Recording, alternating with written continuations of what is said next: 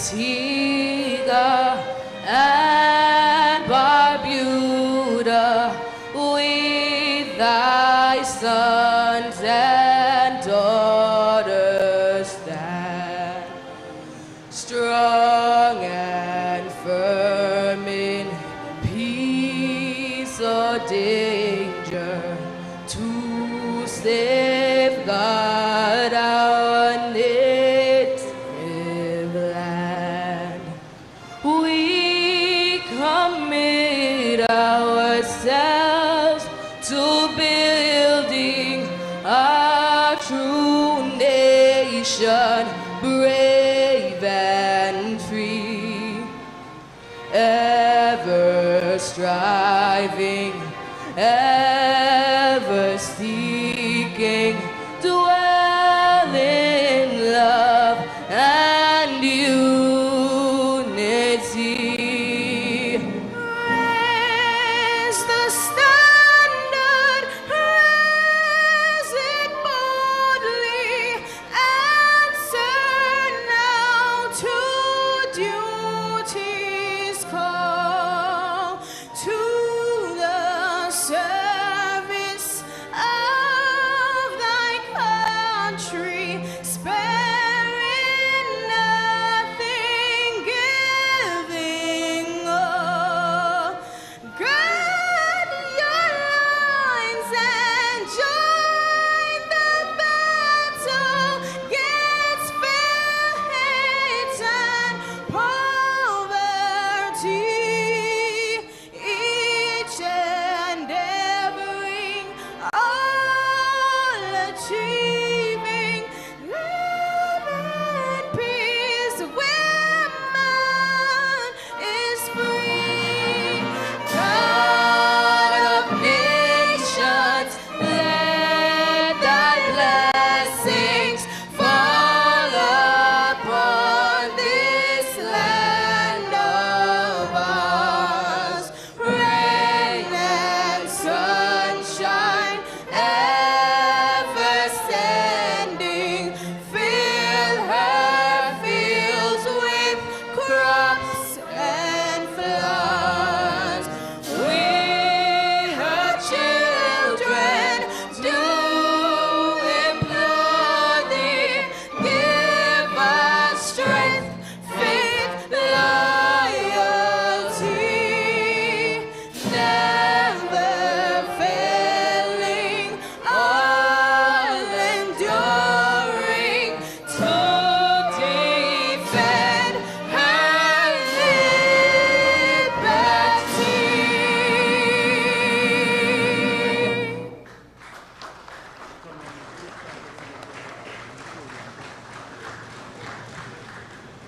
Ladies and gentlemen, those were Ajane Blow and Latrell John, Mr. and Miss Teenage 2023 for Antigua Barbuda. Another round of applause, please.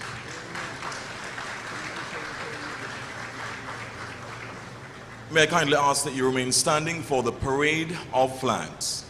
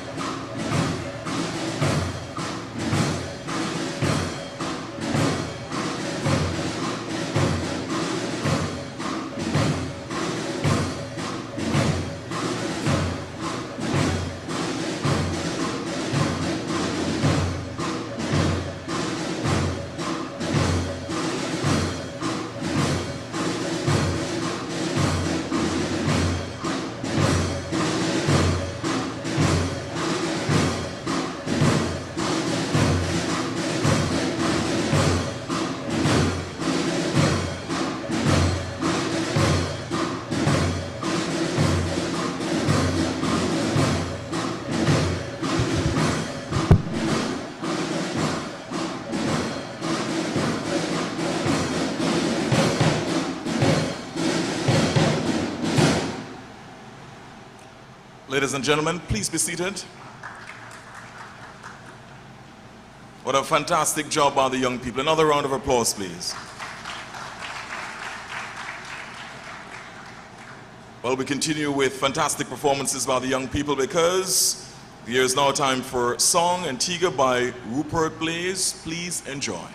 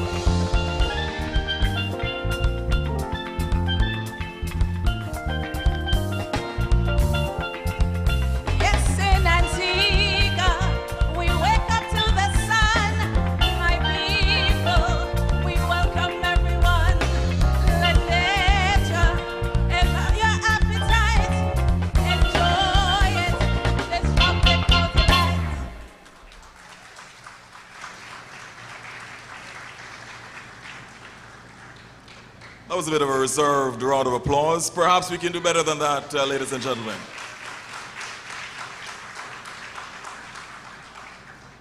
Next up, Armani and friends as we keep the pace moving in Super Prime. Absolutely. Another one, actually.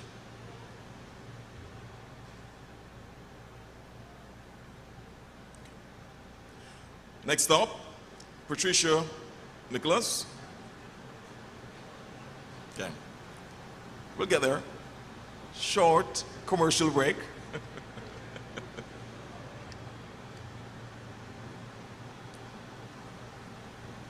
Okay.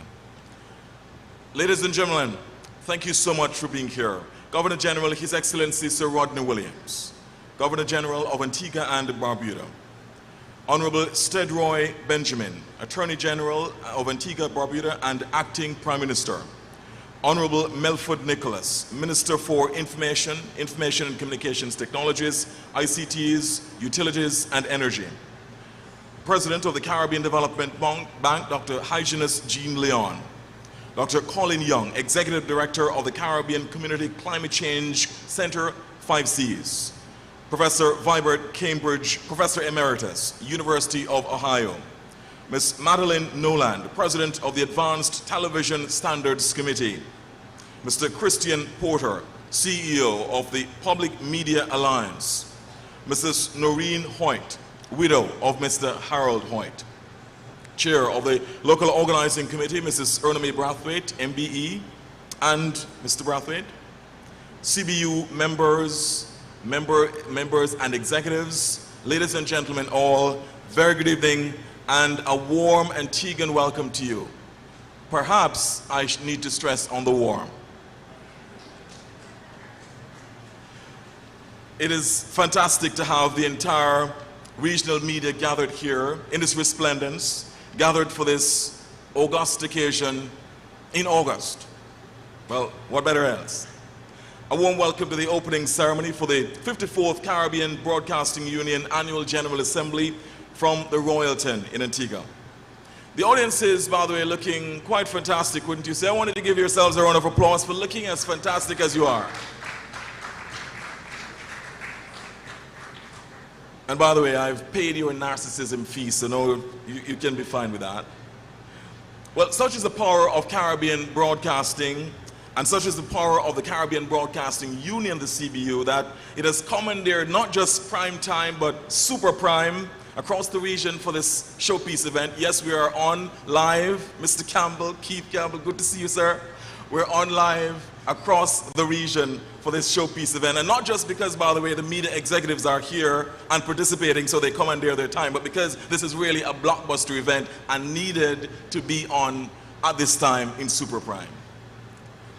It's this occasion each year when media executives gather, ladies and gentlemen, for limited commercial interruption, for discussions, awards, induction into the prestigious Hall of Fame, sharing ideas, pondering the flux in which we operate, while understanding that truth is absolute, there are no alternative facts, and that we as the fourth estate, the media, are at the vanguard of our society's evolution because a free press is the oxygen of democracy. Well, even though it is the one time that the CBU gathers every year, it is far from the one time that it is active, because it is batting right throughout the year, piling up runs for its members, the growing membership across the region. And by the way, I wonder why I use a cricketing analogy to talk about batting and piling up runs. Perhaps the CBU would have a few tips, Mr. Campbell, for a certain team, which we will not call. By the way, I hear they played yesterday and won. Won't call their name though. Ladies and gentlemen, we will return to more entertainment, but for now, it is my pleasure and my privilege to be joined by, here on the podium, by the President of the Caribbean Broadcasting Union and Deputy Chief Executive Officer of the RGR Gleaner Communications Group in Jamaica, Dr. Claire Grant. Ladies and gentlemen, one of the finest media practitioners, a fierce competitor, In another life, we competed against each other vigorously. I always thought, Mr. Parker, that I won, I had the edge. She might think differently. Well, ladies and gentlemen, a warm welcome to Dr. Claire Grant.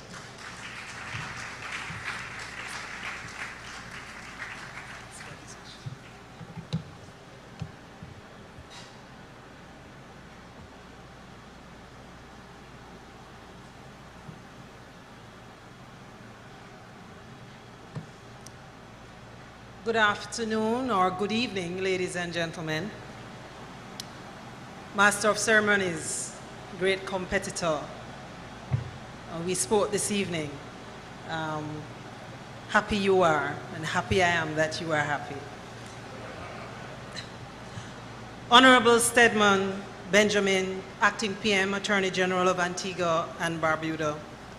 Honorable Melford Nicholas, Minister of Information and Communication Technologies, Utilities and Energy.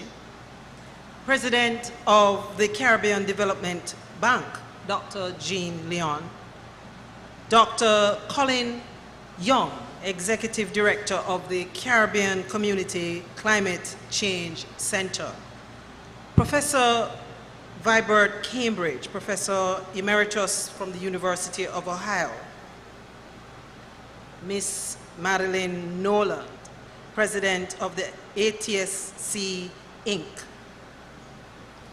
Mr. Christian Porter, CEO of the Public Media Alliance. Mrs. Noreen Hoyt, widow of Mr. Harold Hoyt. Chair of the local organizing committee. I just paused to say here, Erna May Brathwaite, who has kept all the CBU heads above water and left us with little to worry about. And CBU members and executives that are in the audience. Ladies and gentlemen in the Royalton Convention Center and audiences across the Caribbean region, good evening to you all.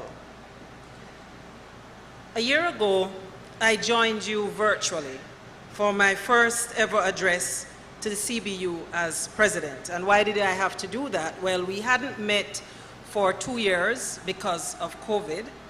And then when we decided that we would meet, since COVID was over, COVID caught me, so I couldn't attend. But through the blessing of technology, I was able not only to deliver my remarks, but also to follow along with most of the 2.5 days of proceedings. But honestly, nothing beats being in person. And I'm very sorry that I wasn't at Tobago, Director Richard, and we have to get back there quickly sometime. 12 months later, though, I'm very thankful to be with you in person. It really means a lot. And yes, today we went out and we networked, and I could feel the energy that came because we are together as a people. I am proud as a head of an organization that has so much to celebrate. 54 years. And with members who continue over 5 decades, building on a legacy to work hard at informing, entertaining, and educating audiences despite challenges. As I and my directors have been reminded in recent months, the Caribbean media landscape continues its dynamic evolution because of technology. And this, I might add, is a global reality for all media. We are not unique in that. The impact of recent advances, for example, in artificial intelligence, fondly called AI, not sure why, but AI, is real. And this is a development that has implications for the business of media, public and private. And the business of media, I might add, is not only about the people who transmit, broadcast, print, but there are other stakeholders that artificial intelligence will also impact, or advertisers, for example.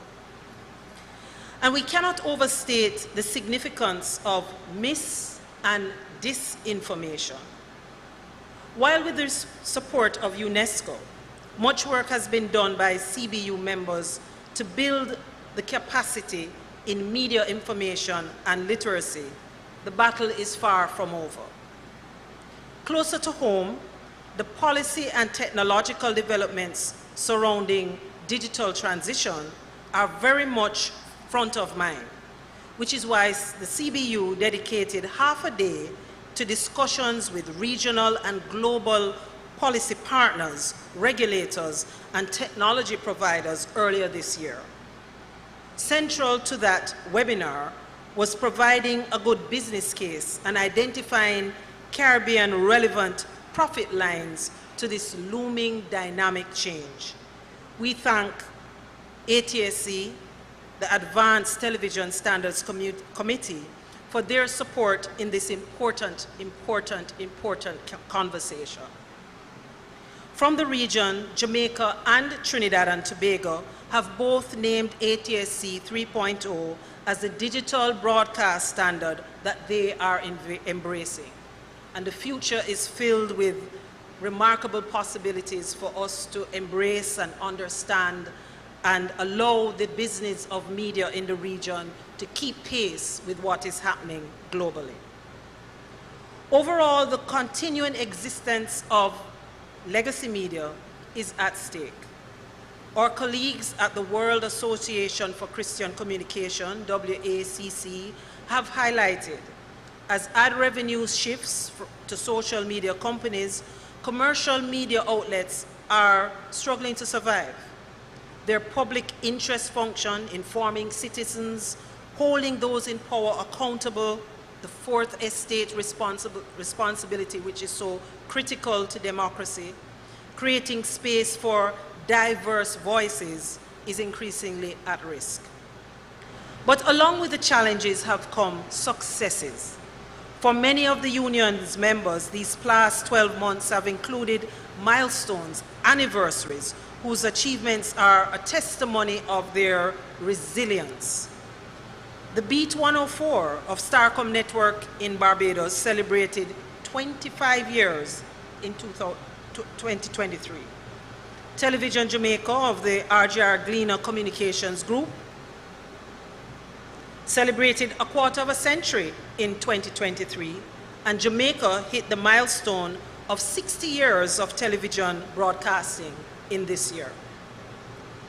The Broadcasting Corporation of the Bahamas television service marked 45 years in late 2022. TTT Limited of Trinidad and Tobago celebrated its 60th anniversary in 2022. CBC's Channel 8 television channel based in Barbados also achieved its 60th year mark in 2023. So there is a lot that is happening that proves the resilience of our member states. We'll examine this history and consider the future of public service media, as well as the role of technology for media development during our conference day tomorrow, with the contribution of media historian Professor Vibert Cambridge, and by placing a lens on two of the towering figures of media who will be inducted into the Hall of Fame a little later this evening. We will also be joined virtually by new Director General of the World Broadcasting Union, Mondial Radio Digital. We'll also be joined virtually by the new Director General of the World Broadcasting Union, Ms. Rebecca Hansen, and the Chair of Digital Radio Mondial, Ms. Roxania Obergia. We're grateful to have here in person the CEO of Public Media Alliance, Christian Porter, as well as President of ATSC, Madeline Noland.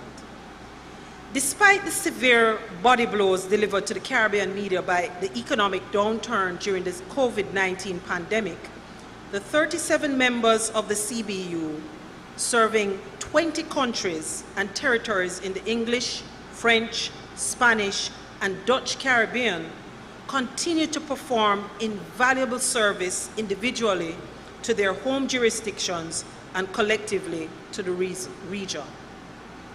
For 38 years, the CBU has showcased the best of the Caribbean, produced content in what was known as the Caribbean Broadcasting Awards. Since the CBU expanded its membership to include print and digital media in 2015, it has extended an invitation to those media to join colleagues from television and radio as part of what is now known as the Caribbean Media Awards. And for this latest edition of the competition, all categories, except for the Content Creator Awards, were open to non-members. The invitation was overwhelmingly accepted, with 14 non-member organizations flooding our secretariat with entries. That was a good problem to have. And we experienced this year having a record of more than 350 entries to comb through. Even the online polling for the People's Choice category set record highs for votes this year. Tomorrow night at Government House, we will announce the winners in that and 34 other categories. We are very grateful to the partners who join us in encouraging excellence and relevance in our media output. Thanks to the UN Office of Disaster Risk Reduction, the Healthy Caribbean Coalition, Sagicor, the largest single category sponsor in the history of the awards, supporting 14 categories, and the Caribbean Community Climate Change Center, 5 Cs. These awards, this labor of love, which takes a lot of dedication and a great deal of resources, is a part of CBU's service to the region, of which we are extremely proud. And at this juncture, many of you might not know, but we must pause to pay tribute to our late Chief Judge for this year's awards, Miss Bev Sinclair, who passed suddenly in the middle of the deliberations for the awards. Our deepest condolences to her loved ones. The Caribbean Media Awards competition is also a significant part of CBU's capacity building strategy. After each edition, our judging panel provides detailed feedback on its findings and makes recommendations on how entrants can improve their performance when the competition is renewed. As I announced last year, CBU entered into a groundbreaking partnership with the University of the West Indies to offer graduate level training to senior supervisors, managers, and CEOs of member organizations. The Caribbean School of Media and Communications, CARIMAC, provided tuition-free access to selected courses in Masters in Media Management to personnel from CBU member organizations. In return, the participating media houses are providing an agreed number of placements through their broadcast, digital, and print channels for MONA's academic offerings.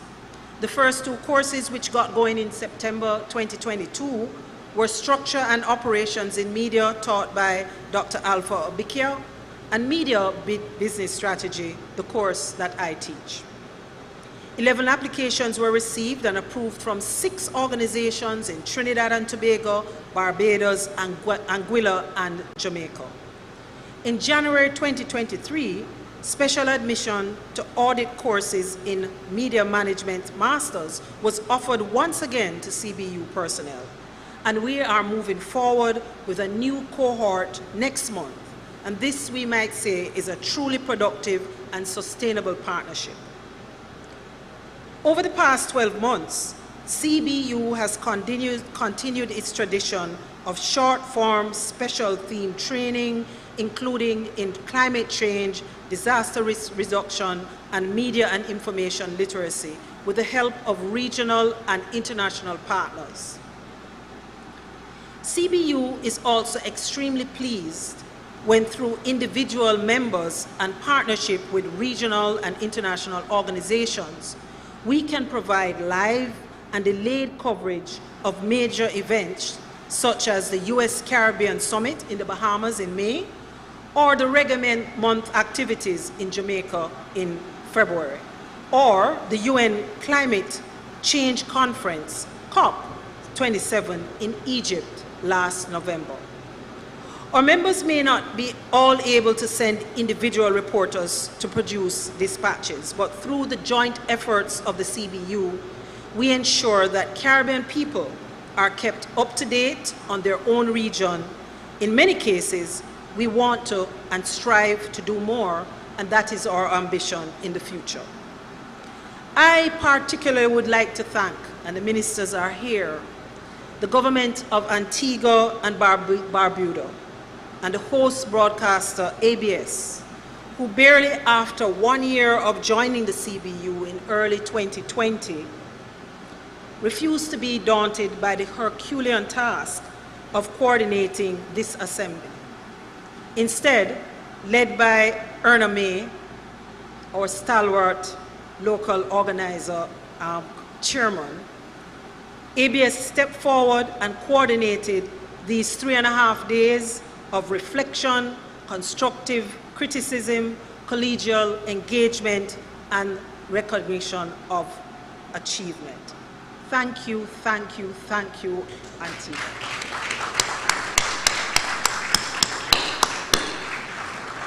I might add there are many of us who have done this event before, so we know exactly what it's about, and we're looking forward to, should I announce it? Belize next year taking on this task, and so we're going to be taking a lot of notes from Antigua. In closing, I would like to present to this audience the evidence of CBU's vibrancy and forward-looking nature, and introduce our new and renewed members. We started a little process last year, where we give our members pins. We're very excited about this. So everybody is not here in person, but we're going to announce who these new members are. New to the union is Union Newsroom Inc. of Guyana, and rejoining the union is the Grenada Broadcasting Network. We also want to recognize a couple of members who, while supporting us steadfastly, weren't able to join us last year when we inaugurated the process of issuing the pins. So, without further ado, I'm asking to come on stage from ZIZ in St. Kitts, Nevis, the chairman, Mr. Javon Liberd, and the general manager, Mr. Sajo Ingala.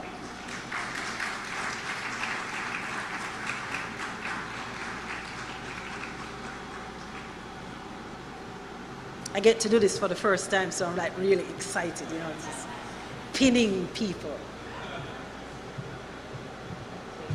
I've met.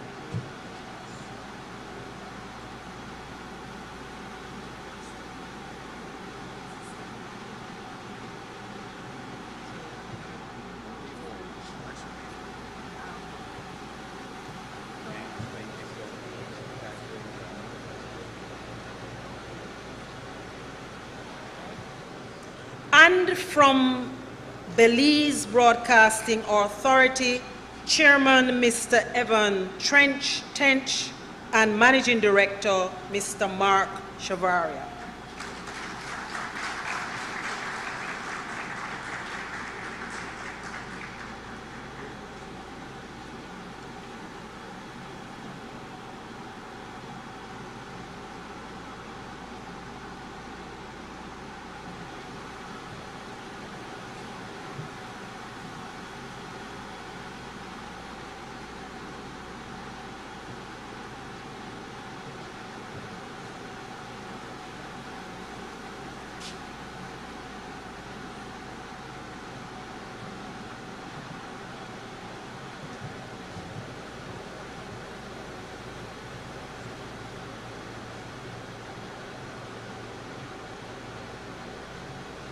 Ladies and gentlemen, I'd really like you to give a round of applause to our new members.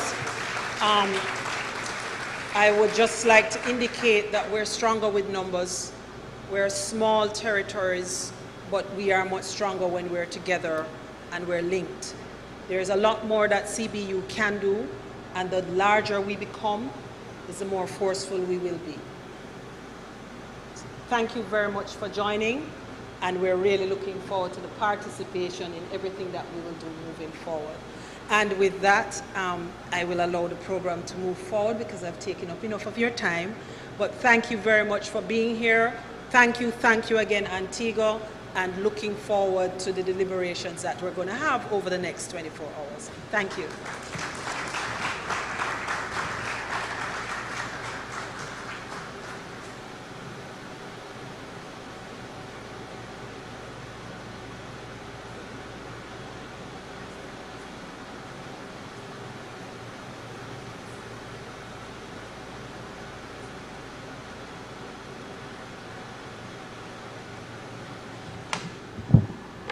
Ladies and gentlemen, another round of applause, please, for Dr. Claire Grant, President of the Caribbean Broadcasting Union.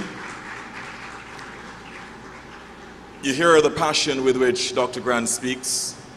That's the passion that she brings to her job as leader of one of Jamaica's, if not Jamaica's biggest media conglomerates, certainly with television station, and also Deputy Chief Executive Officer of the Gleaner, the RJR Gleaner Group.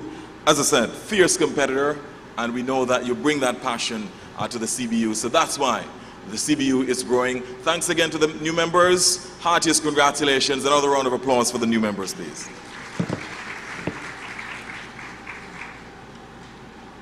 Our program moves on very quickly since we are in Super Prime.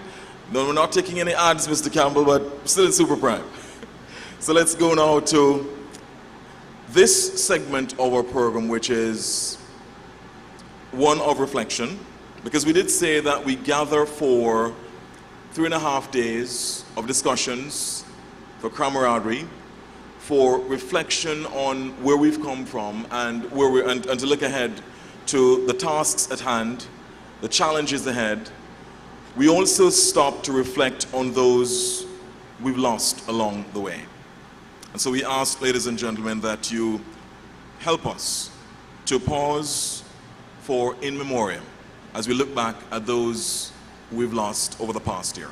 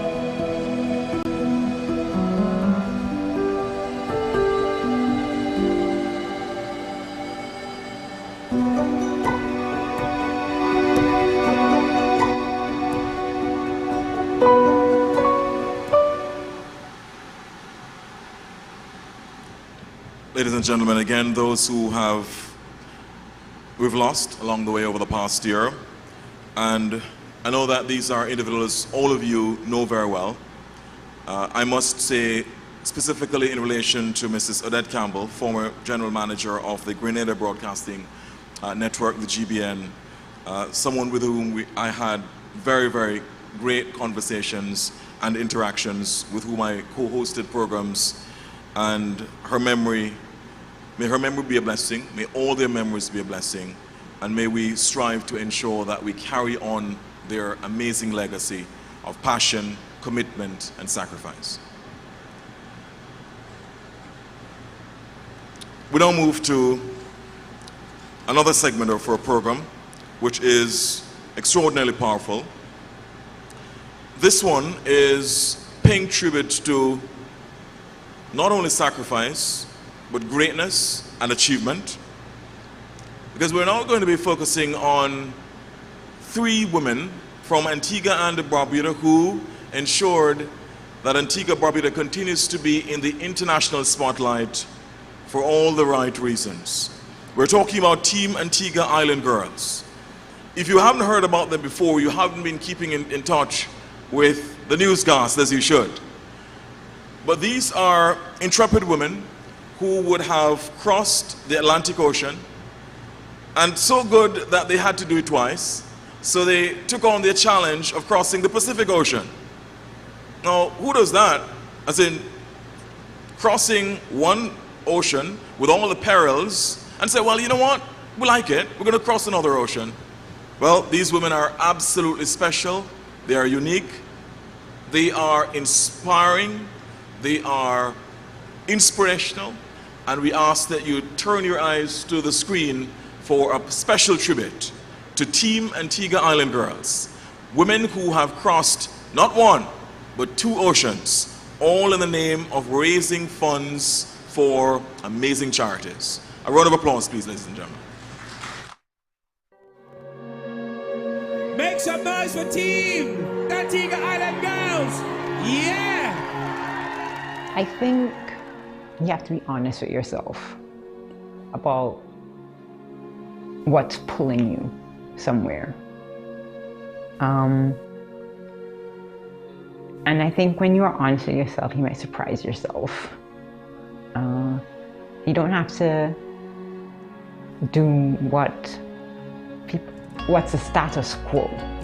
I think whatever inspires you, dig a little deeper into that. And with that, dig some more. We didn't let fear stop us from achieving our goals, and that would be my words of encouragement to you. Like, use your fear as fuel. Set any goal. I did not have any. We just want to make our nation, our country, and ourselves proud. So, yes, we're going across the Pacific. We're back on the road again.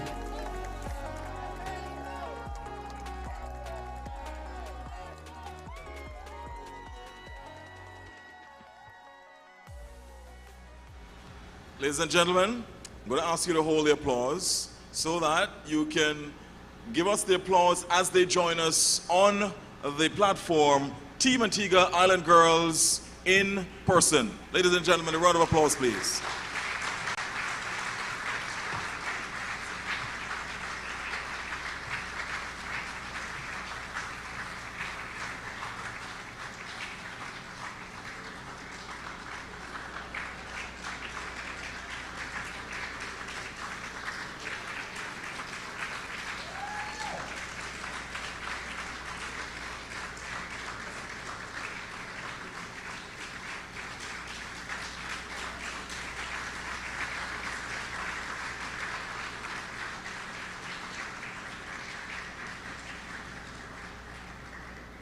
I'll arrange autographs afterwards, gentlemen, ladies and gentlemen. Again, showing what sacrifice and commitment and passion and love for country can do. Team Antigua Island Girls showing the way for all. Ladies and gentlemen, it's time for us to continue with another powerful presentation this evening. We'll be hearing now from President of the Caribbean Development Bank, Dr. Jean Leon, Dr. Hyginus Leon. Call him Dr. Jean Leon for short. Dr. Jean Leon is the 6th President of the Caribbean Development Bank, the CDB, the regional development finance institution based in Barbados. With over 30 years of experience in economic development, Dr. Leon directed macroeconomic and financial policy support to government authorities in Africa, the Middle East, Central Asia, and the Caribbean. A former associate professor, Dr. Leon worked with the International Monetary Fund, the IMF, for more than 24 years, serving as mission chief in parts of Africa, the Bahamas, and several Gulf states. In addition, he was the senior resident representative in Jamaica and Nigeria. Dr. Leon served as Director of Research at the Central Bank of Barbados and the country economist at the CDB. He holds a PhD in economics from the University of Southampton in the United Kingdom, as well as Bachelor of Science, a degree in economics from the University of London. Ladies and gentlemen, it is my distinct honor and privilege to welcome to the platform Dr. Hyginus Leon to address us, President of the Caribbean Development Bank.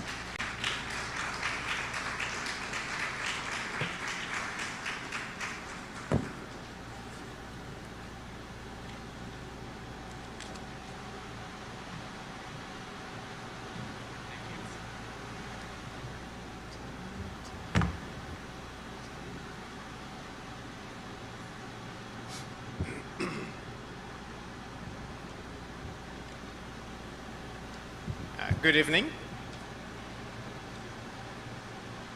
Protocols having been observed, let me just recognize Your Excellency Sir Rodney Williams, Governor General of Antigua and Barbuda, and I think Lady Williams is here as well, and the two ministers with us, Honorable Stedroy Benjamin, Attorney General of Antigua and Barbuda and Acting Prime Minister, and also Honorable Medford Nicholas, Minister of Information, Communications, Technologies, Utilities, and Energy.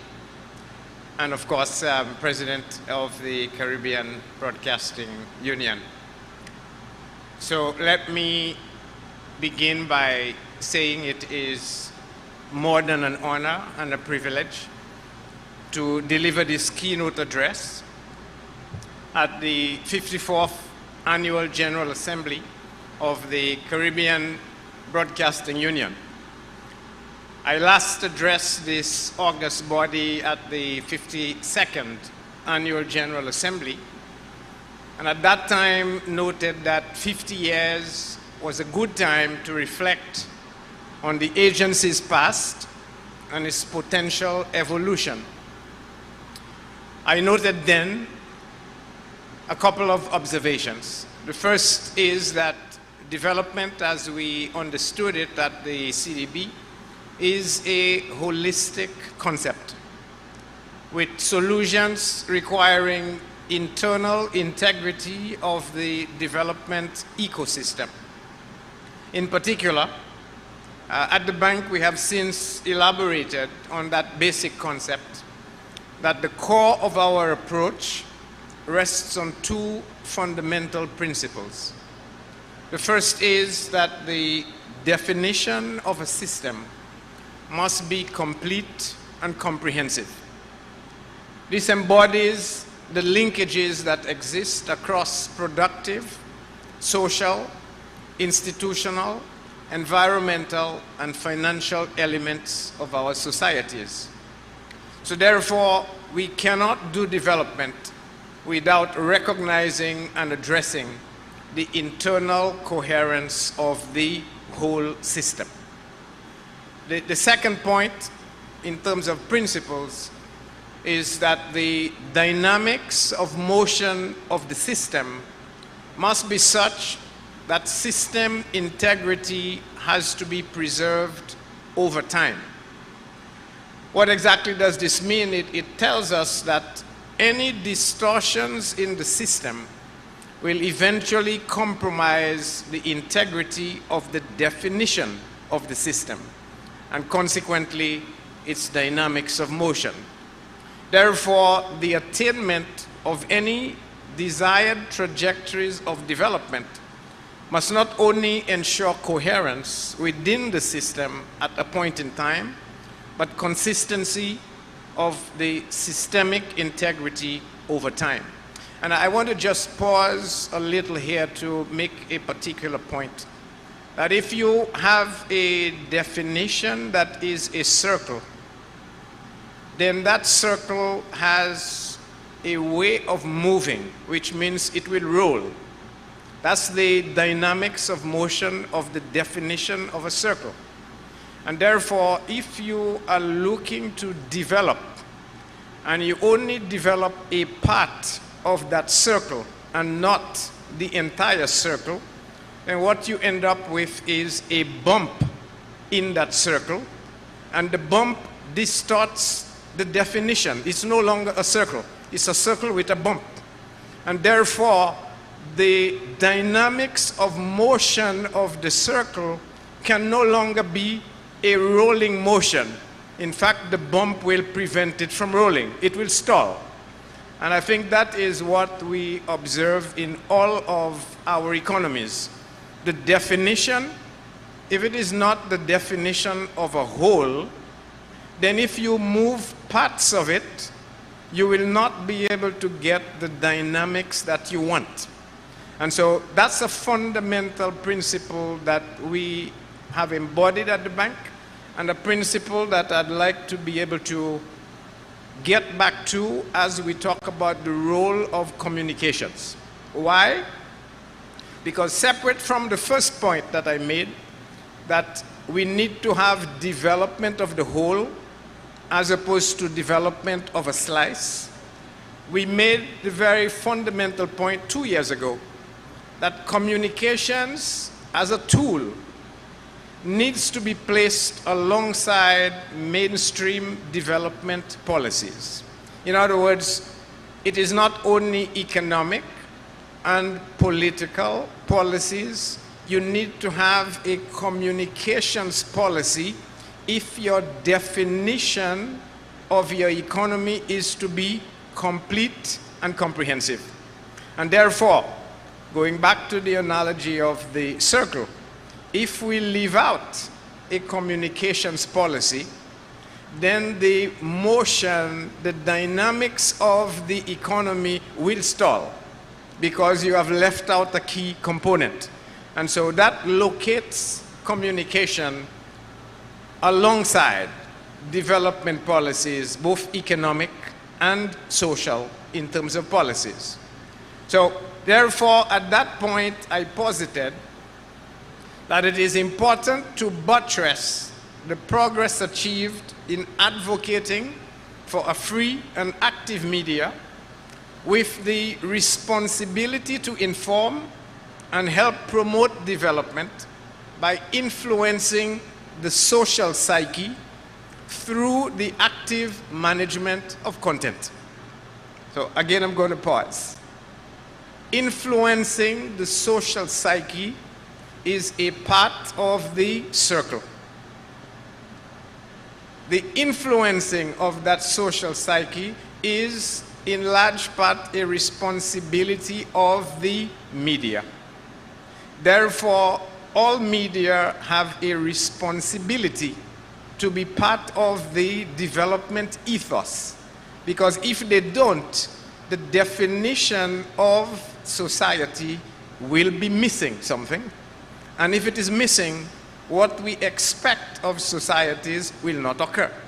And so that puts media, puts communications in a very important part of the broad economic, social, political policies of countries. So in essence, therefore, media, communications need to be at the forefront, supporting and promoting concepts of economic growth, stability, and social cohesion that are necessary for the continued development of our region. So that was a little elaboration on where we ended 2 years ago. And what I want to do today is to continue on that same theme of responsibility that I think the media needs to absorb, and anchor this keynote address in exploring the role of the fourth estate in the 21st century as guardians of social justice. And again, I want to just reflect a little.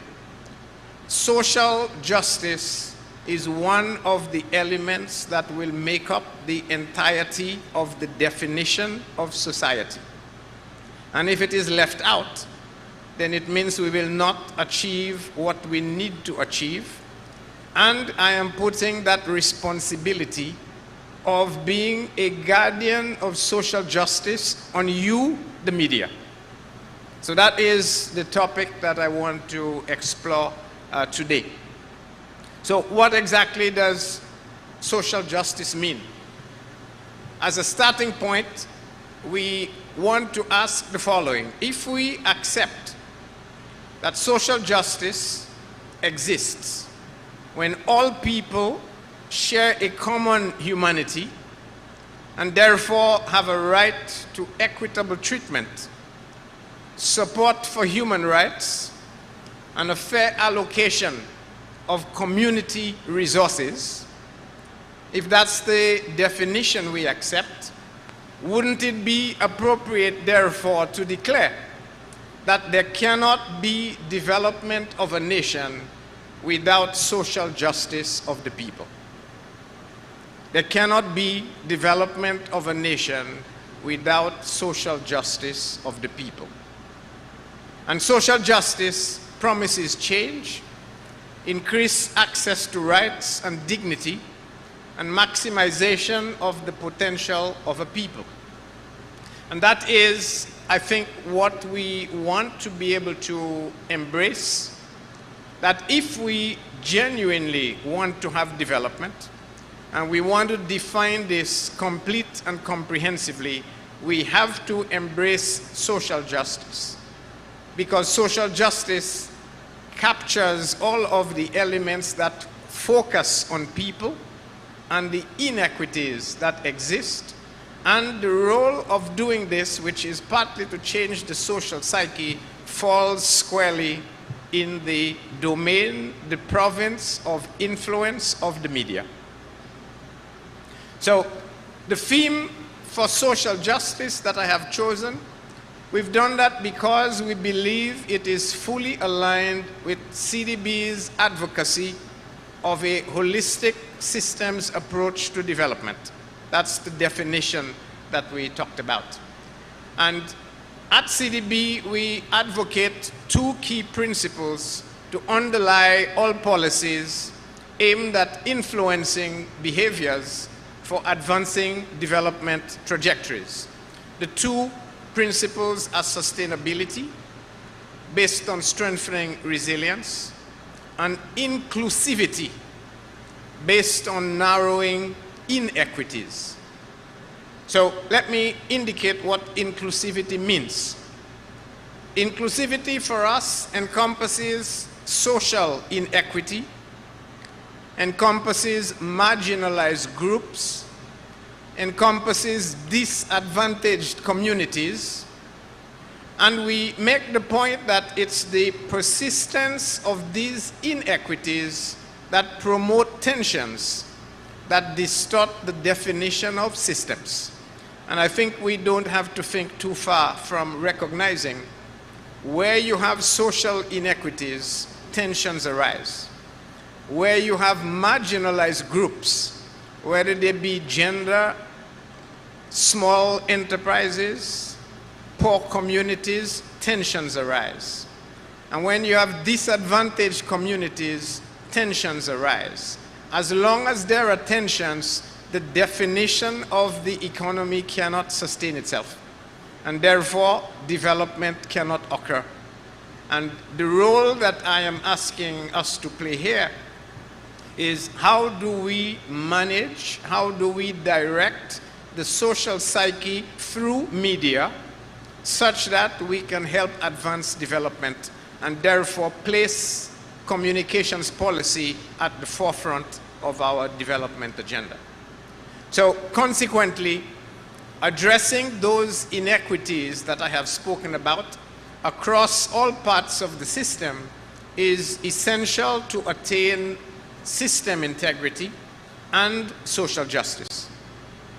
So at the bank, we believe, therefore, that for us to achieve what we believe to be the goal that all of our economies should be looking for, a goal that we call resilient prosperity, and therefore social justice for all of our people, we can only do this if we deliberate on three key points.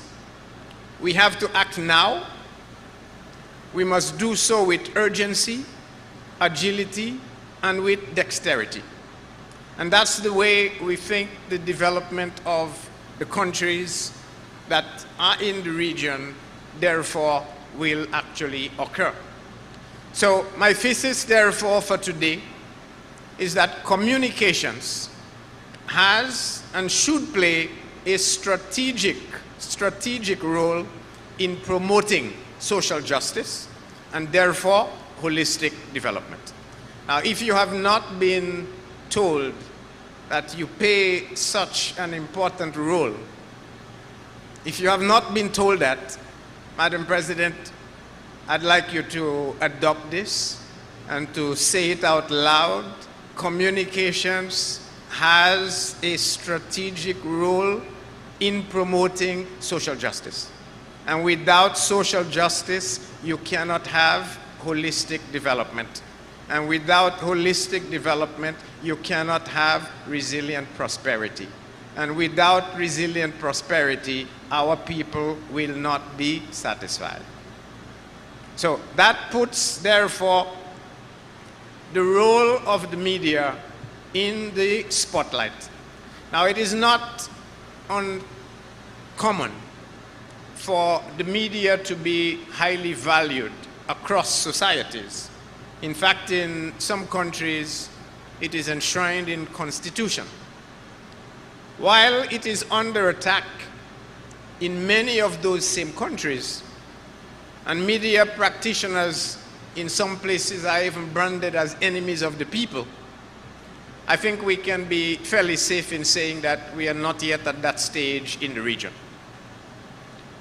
At the same time, I think COVID-19 has shown us that the inequities and inequalities among our populations are driving tensions that we see across the region. So there's one element of the social psyche, but there are also economic aspects, part of which arose from COVID that we need to be concerned about.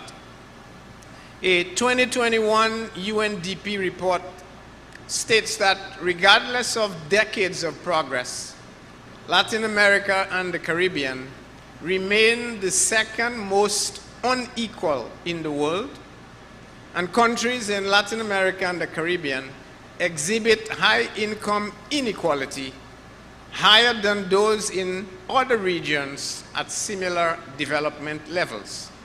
And therefore, that statement for me begs the question, so what are those inequalities and how can they be deconstructed and disseminated to a wary audience that is tired of living the reality of that statement?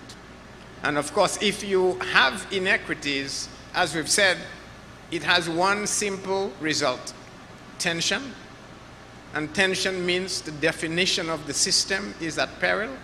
And if the definition of the system is at peril, it cannot evolve. And so we will never achieve development unless we address the issue of inequities and the tensions that they promote, and hence the need for social justice. So let me make a point now to Secretary General, if you'd permit me. I want to invoke the African saying of Sankofa. Sankofa says that, one, we are connected over time, and second, we can benefit from looking back to go forward. And why am I invoking that phrase? Because the media landscape, as we know it, has always had courageous men and women who have placed their beliefs on the line and their very lives at risk to advocate for the rights and dignity of others. That's social justice that we speak of. 200 years ago, newspapers played a significant role in documenting the evils of slavery and advocating for its abolition. The British Library's Endangered Archives Project provides powerful, sorrowful reading on slavery alongside stories of heroic resistance. If we move to the US of A, we had Ida B. Wells, an enslaved woman who lost a suit brought against her for not giving up her seat. And she, in turn, used a pen name to mount a blistering crusade after 3 friends of hers were lynched. These were people that took the high ground of championing social justice. And so when we say there can be no development without social justice, the question now is who among us is going to take up that baton? Now, it's not only in the African and in the US space that this has occurred. Our region has had its fair share of journalists who covered stories often at the peril. And we can recall John Madera, an icon in the media space, Caribbean media space, who worked with the BBC, CARICOM Secretariat, and UNESCO to further the cause of regional integration through the expansion of the news agency CANA, a Caribbean news agency that I think you're all familiar with, and the CBU. In fact, during the attempted coup in Trinidad in July 1990, Jones was held hostage and had the difficult task of telling the nation of the uprising with gunmen and other militants at his side live on air. In another instance, he led the resignation of the editorial team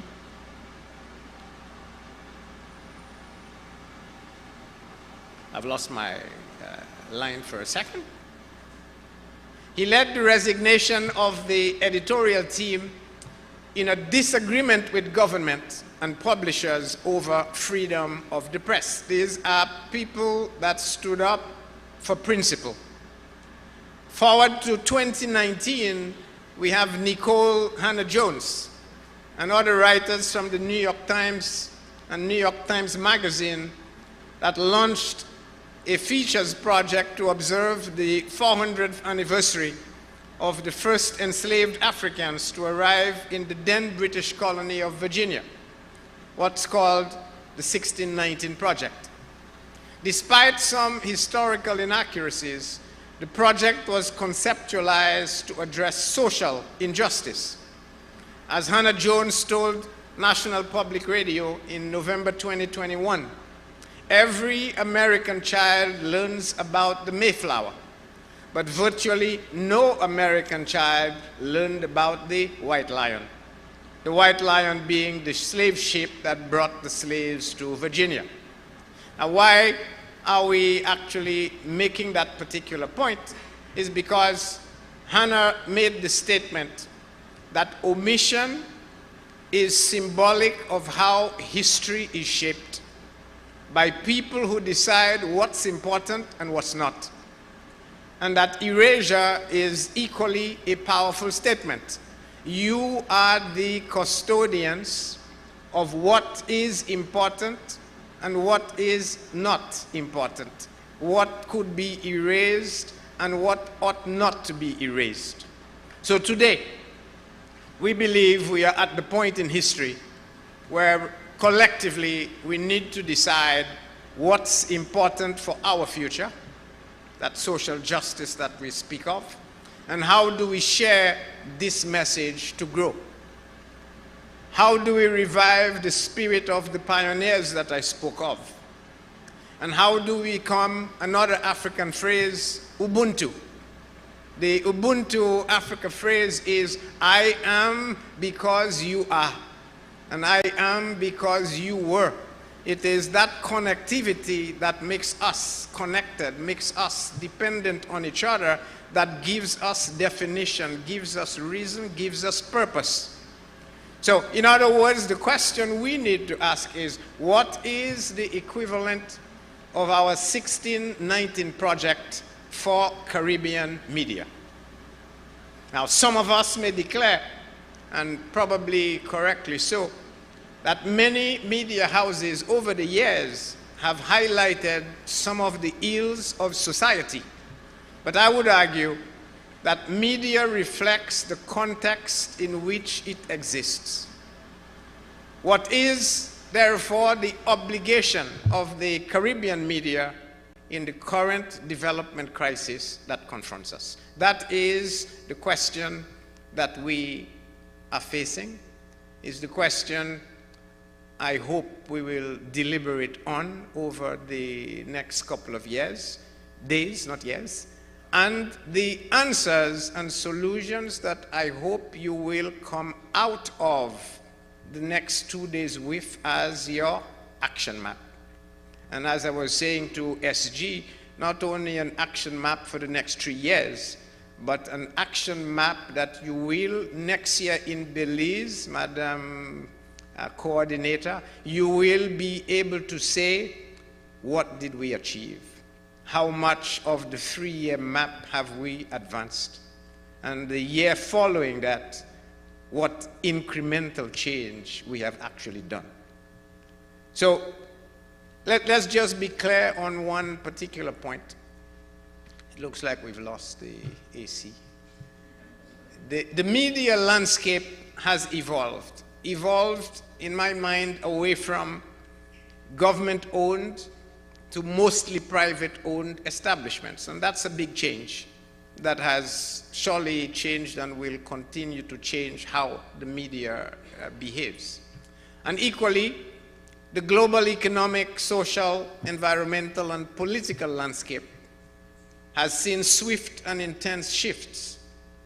In the last 3 years alone, the region has seen a global pandemic, economic shocks, and a struggle to return to the path of development goals and the resilient prosperity that we speak of. In fact, in small, vulnerable states, the Caribbean media are particularly important to support relief and recovery efforts, as well as disaster mitigation.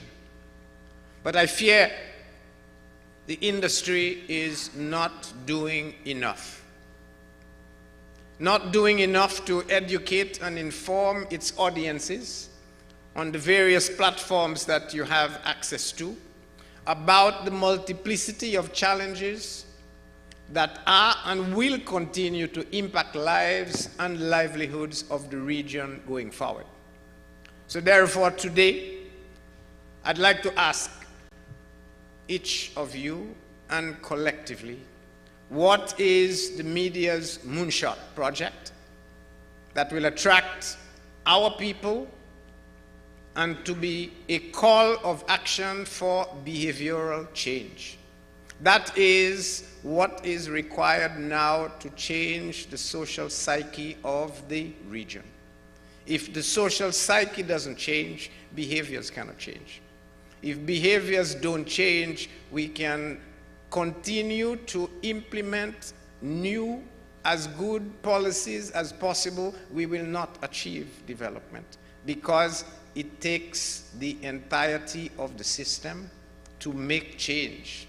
And we have to mentally, psychically, almost spiritually embrace the change of who we are and what we are going to do, the vision we share, if we are going to make a change and a difference in the space that we want to call home in the region. And I want to elaborate on that framework that I've talked about, development, the need for it to be complete, the need to ensure that communications, the media, you are part of that policy as an integrated element to make development occur. And I want to illustrate that by appealing to two key things that I think are of interest and topical now. One is crime, and the other is a point that, President, you spoke of a little while ago, misinformation and disinformation. Because these are two areas that I think cries out now for support from the media. So, starting with crime, I call it the next climate change event of the region. We are sidestepping it. And if we sidestep it the same way we sidestepped climate change, we will suddenly find out, as the world has woken up to it, that climate change is alive and climate change is real. And the same will hold for crime and violence if we allow it to fester and we allow it to take hold, and it has already different degrees in some countries, we will wake up and realize that we have another climate crisis. Although we won't be calling it a climate crisis, it will be a crime and violence crisis. And that will not be good for the development of the region, because it means there'll be a tension somewhere in the system, and anytime there is a tension, the definition of that system goes. I think by now everybody understands that. So, on any given day, I think it is the case that we would be hard-pressed not to find a chronicling of rising crime and violence. Just scour the newspapers, social media, radio. Not one day goes by without you see it. So what exactly is missing? Because clearly we are reporting it. We are reporting it. So what's missing is, in our view, greater analysis into the causes of these crimes and the ripple effects across other sectors of society.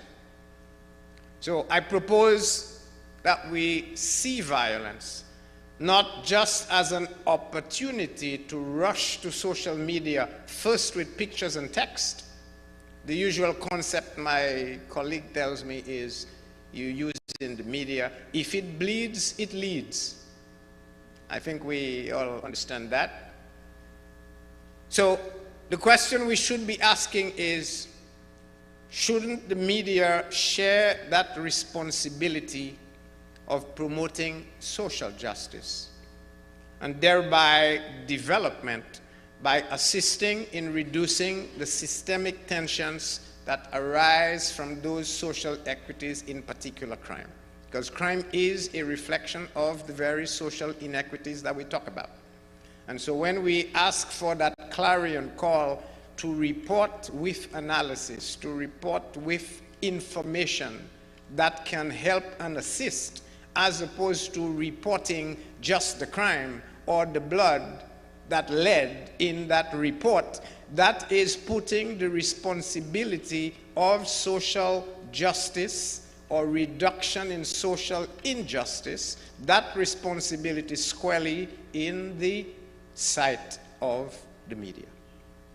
Again, Madam President, I want to task you to pull your membership.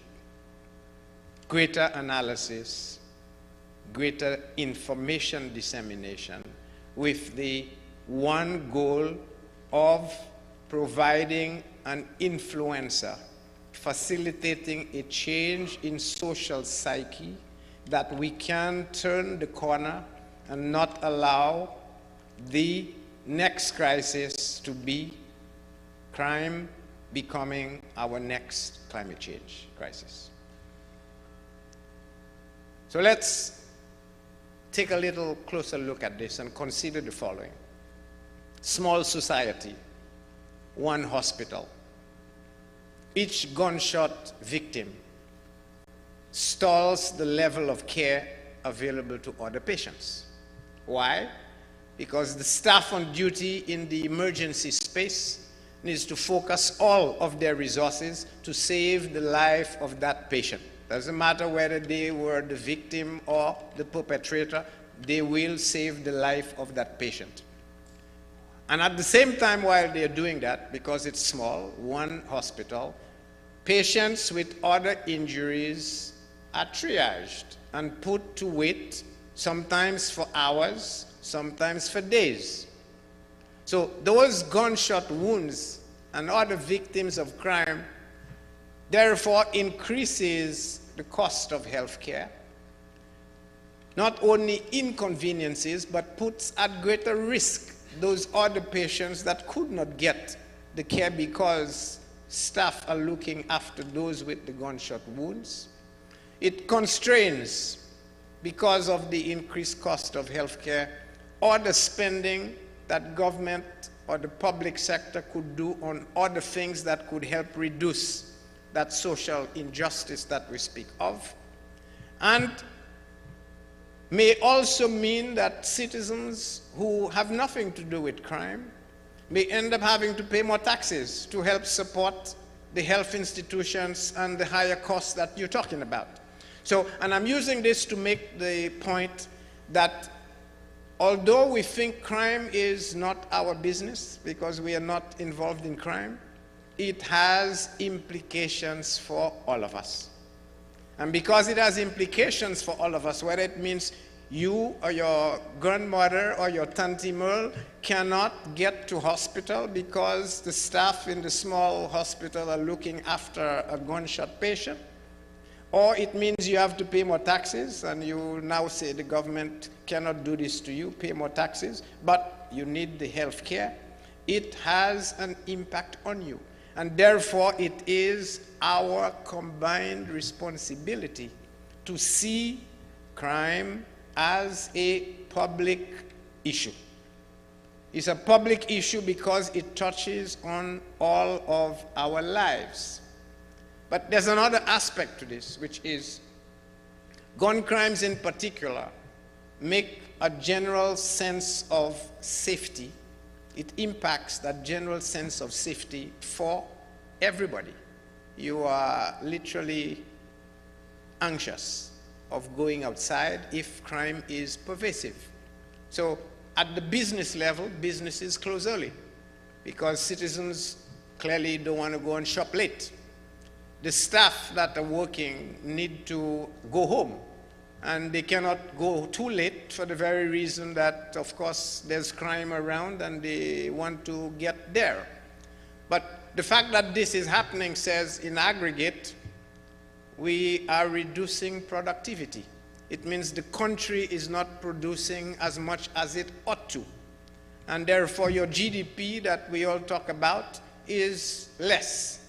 But let's just see that one little thing we are talking about, whether it is 10 gunmen out of 200,000 people, that little group of 10 are causing mayhem across the entire society. People who like to go outside to exercise. Obviously, if there's a lot of crime and they don't feel safe, this drops. Now you might say, okay, no big deal, I'm going to stay home. But what's the knock-on effect of less outside activity? Is your physical activity goes down.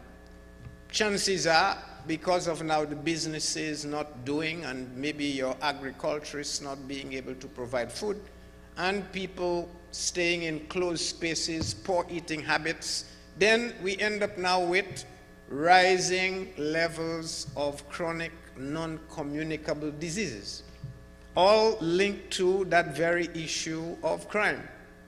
And then there's a part we don't even talk about, which is the impact of lack of safety and the social cohesion that goes with that on the mental health of the people.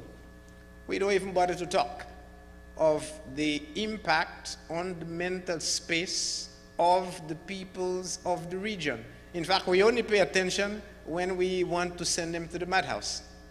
But by then it's already too late. They're already mad, okay? It is that cumulative effect that we need to start thinking about from the beginning. And so, let's me probably pause here because I've been painting a picture that says even if we are starting with crime, almost everything is connected to that and it is bad. And I started by saying we should not do if it bleeds, it leads. So I'm not suggesting that we do not report on crime. Okay, so let's get that clear. I'm not saying that.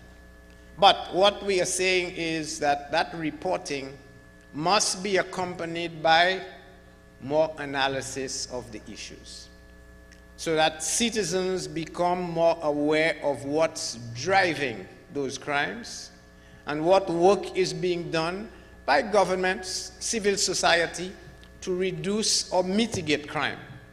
In fact, we cannot become desensitized to rising crime rates because they are happening in your neighborhood or in the neighborhood. In fact, if we look at the narrative around crime, what it suggests is that many of the offenses that typically get to legal law enforcement happen in low-income communities, and drug-related retaliatory actions between crime factions. That is what the narrative is.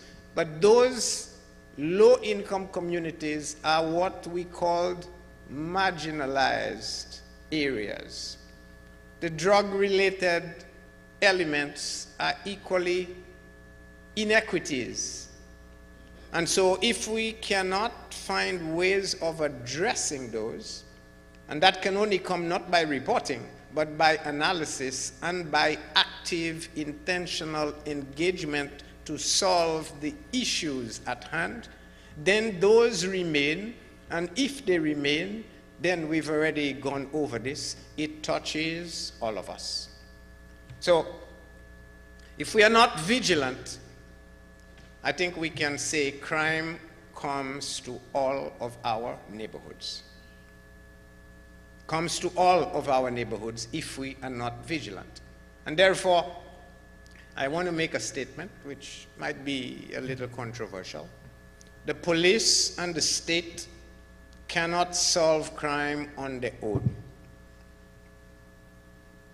Why do I say that? Crime is not a phenomenon for someone else to tackle, but it is a phenomenon for all of us to tackle, because if we do not all tackle it, then it becomes a problem in all of our neighborhoods at some point in time. It may not be there today, it may not be tomorrow, but it is going to happen because it becomes embedded in society.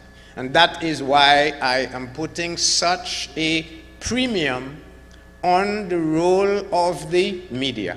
It cannot be reporting the number of crimes. You have to do that, but the why. What is being done? How do you mobilize, support? How do you get people, communities to recognize that they have a role to play in solving the crime problem as well, not just relying on the police or the government. It takes all in a community to change the crime situation and therefore generate social justice. So that's the first area I wanted to talk about. The second is misinformation and disinformation. An area I think that is truly, it has potential to set back our development. And it's an area that the media has enormous amount of leverage. The ubiquitous smartphone, with its capacity to create and send content, has changed our lives in ways that we could not have imagined 50 years ago. We saw it during COVID, where people believed information sent to them via voice note or information that they found online. Even if it sent them down a rabbit hole of conspiracy theories, they accepted those as gospel. The Public Media Alliance in 2022 published an action plan to combat misinformation and disinformation for Caribbean media workers. That study, conducted across 8 territories, highlights that the need for more regional research and analysis to combat disinformation, media literacy, and trust in the news media. The report, in fact, emphasized the need for a systematic media and information literacy awareness program, but more importantly, the necessity of collaboration by media houses to mitigate this scourge. In order to solve a problem, I think we need to first identify the issue and commit resources to put an end to it. At the bank, we have dubbed this measure better to target better, because you can only target something if you have a good understanding of what it is. What work is the media doing to reduce the misinformation and disinformation that is now part of our daily landscape? That's a question, again, Madam President. Are we taking this seriously enough?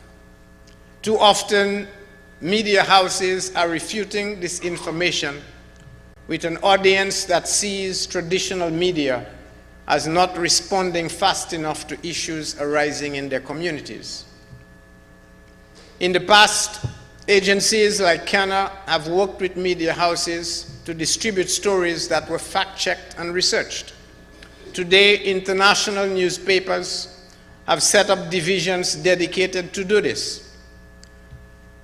But they equally have given audiences the alternative of voicing notes and video without context, and therefore that proliferation of misinformation and disinformation continues. Equally, the President spoke about the development of artificial intelligence, which in fact makes the harnessing of misinformation and disinformation even more urgent, and clearly has implications for the future of the media industry. Forbes magazine in 2021 predicted that in the next 15 years, the majority of news will be written by AI bots. While I don't believe that AI will turn on humanity as the computer HAL tried to do in the film 2001: Space Odyssey, the Forbes column still makes for unsettling reading. In fact, Automated Insights indicates that computers and bots and AI can cover more than 13 baseball leagues and over 140 baseball teams and turn that information into AI linguistic analytic methods in a split second. And so the question really is, can we mobilize that type of information to help the media manage that information that we are saying is so critical to promote the social justice that we talk about? So I think the challenge is to harness that research capability and access that AI produces while using the human thought to engineer value addition to the output produced by AI, which in principle becomes a win-win situation. So it is not about saying, let's not embrace AI, but let's use AI to get us as much as we can, as quickly as we can, but now we need to use human ingenuity, analysis, and purpose to be able to add value to that which the AI can actually do. We also want to suggest that media houses begin to prepare not only their businesses, but the rest of the region for the impact of AI on industries, opportunities for upskilling to different areas, and to determine what tasks are best left for AI, such as research in digitized news libraries. You may ask, what about content? How are we going to manage that content that the AI systems can do? I think it is equally clear to most of you that across the region there are many reels of film, tapes, audio recordings, and newspapers that unfortunately are deteriorating as we speak because they are stored in poorly temperature-controlled rooms. And what is equally clear is that the machinery needed for playback is either obsolete or prohibitively expensive for one media house to purchase it. So the question we need to ask is, what should we be doing next? And to do that, I want you to imagine a region as a vast, meaning our region, as a vast digital archive that has recorded the social history of our region. A resource we believe that is now largely untouched. That can be a project for the next 10 years, turning all that we know, all that we have, into a vast digital archive of the Caribbean. Now imagine what we could do with this. the media houses can collaborate to digitize that resource, not individually, but together, the spirit of Ubuntu. And we can use that resource as a revenue generator, where for a small fee to each other, some with deeper pockets can pay more. That material now can be repurposed through AI to lend deeper context to stories, features, documentaries, and to widen the development narrative. In other words, we would genuinely be embracing the principle of knowledge creation. We accumulate knowledge, we then diagnose that knowledge, pulling out success factors and failure factors, and then transforming that discovery into transformative projects that can help change our development narrative, change our development trajectory. It is just a matter of recognizing, again, how do we manage knowledge. And so I want to summarize where we are and to end on a more positive note. It's quite clear to us that development is more than just activity. It's quite clear to us that development has to be around people. It's quite clear to us that people are the beginning and end of almost all inequities that exist.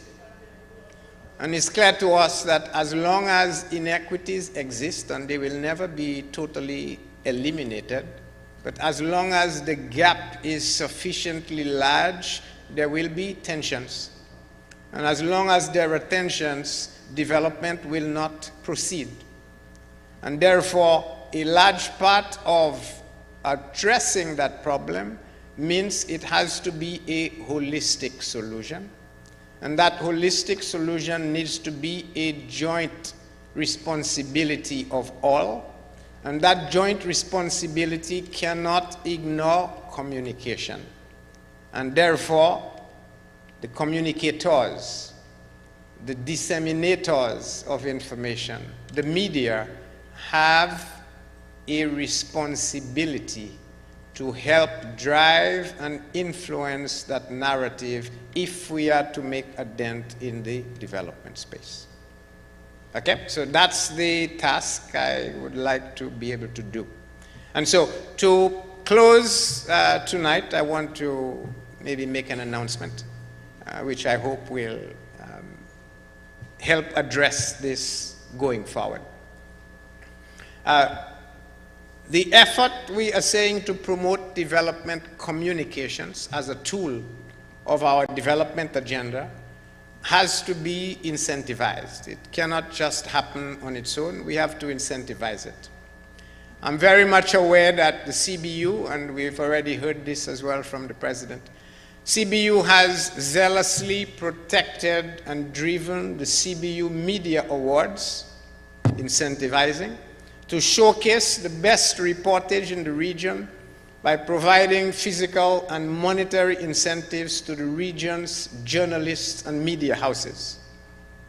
So if I may therefore add that I believe we can leverage more to promote development communications, and I've already talked about this data analytic research, but now I'm referring to data analytic research on the role of the media in the lives of Caribbean people.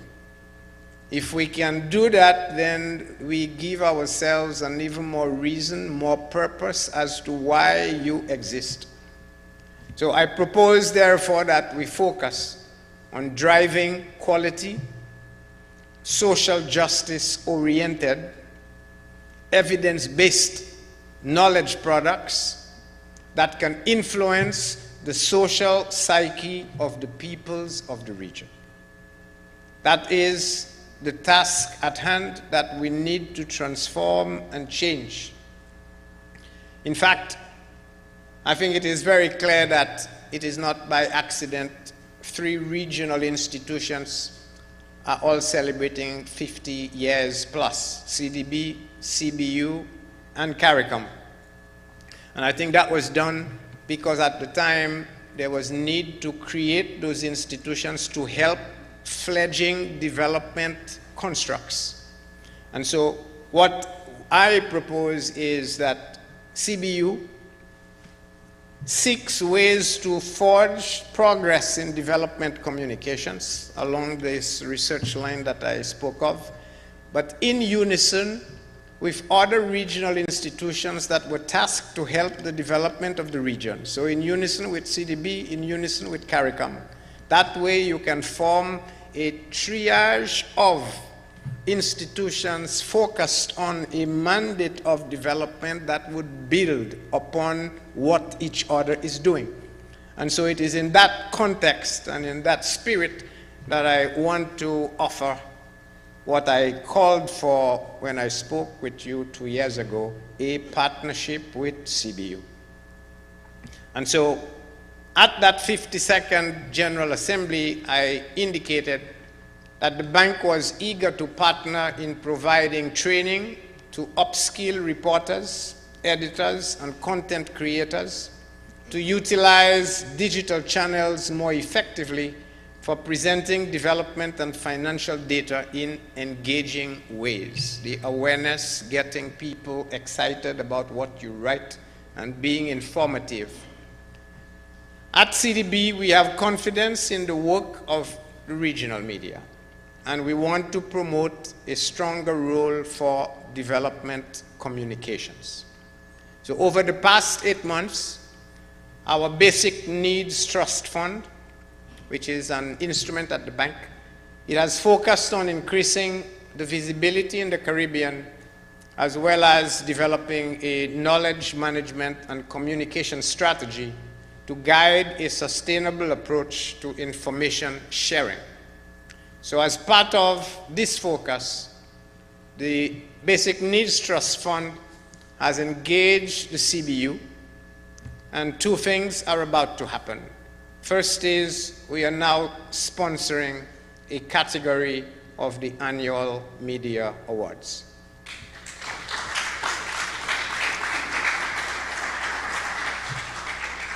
Except that we want it to be focused on the broader themes that we talked about in terms of promoting social justice, to help you address the issue, the charge that I have asked you to do.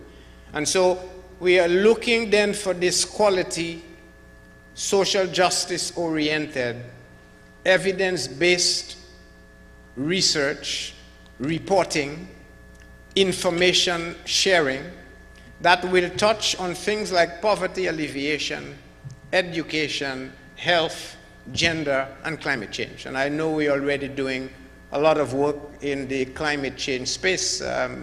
My good friend Dr. Young is here in that same space now, but we need to broaden it because climate change on its own is not sufficient.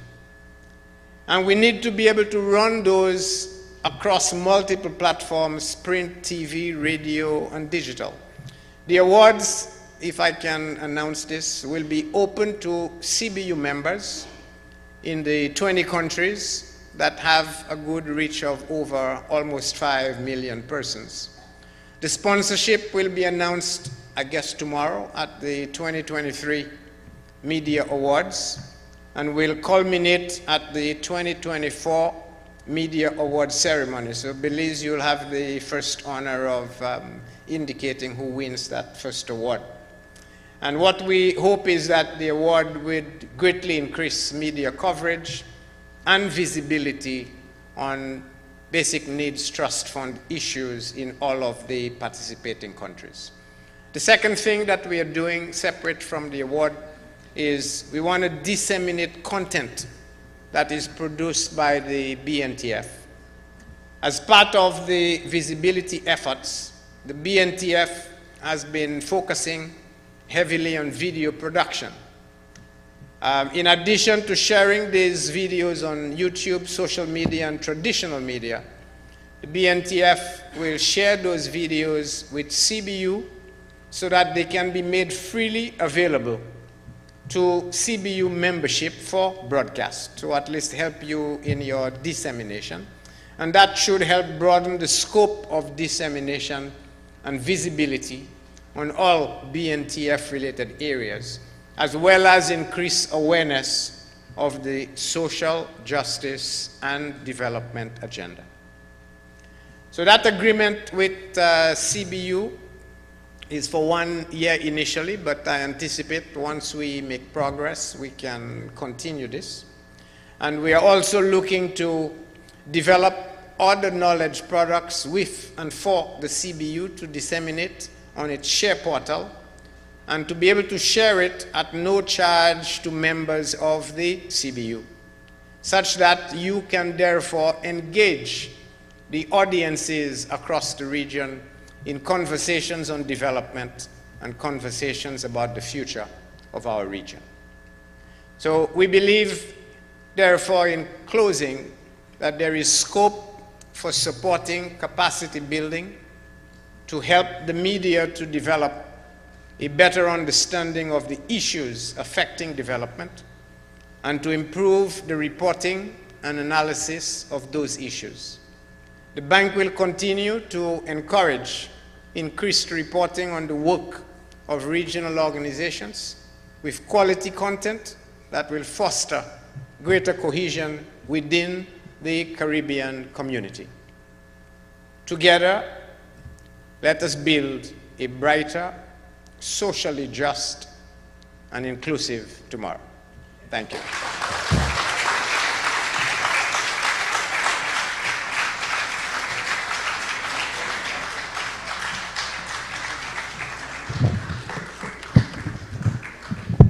So a new award, ladies and gentlemen, another round of applause for Dr. Jean Leon.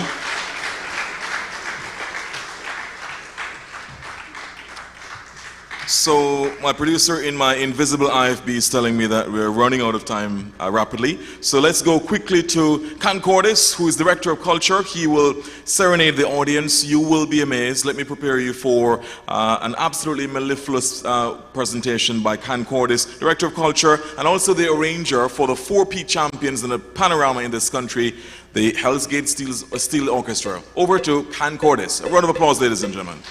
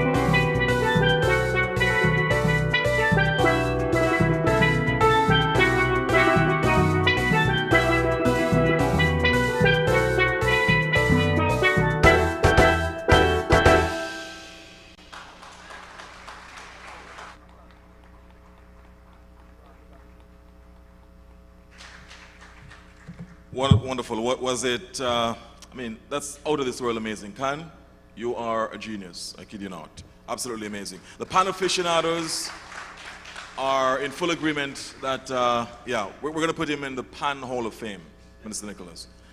All right, so that's Can Cordes with, by the way, if you're following that song, if you wanted to check on that song, it's Nobody Go Run Me by King Short Shirt. Powerful. All right, time now for our feature address this evening, and it will be another powerful presentation. You'd have heard, of course, our keynote presentation by Dr. Hyginus Jean Leon. Now it's time for our feature address by the acting Prime Minister and Attorney General of this country, Honorable Steadroy Q.T. Benjamin. Honorable Steadroy Benjamin is the Attorney General of Antigua Barbuda. In addition, he holds the portfolios of Minister of Justice, Legal Affairs, Public Safety and Labor. Blessed with a charming personality, which by the way you'll see very shortly, a very sharp intellect which was first seen in his primary education, the Goodwill Academy. Mr. Benjamin completed his secondary education at the Antigua Grammar School.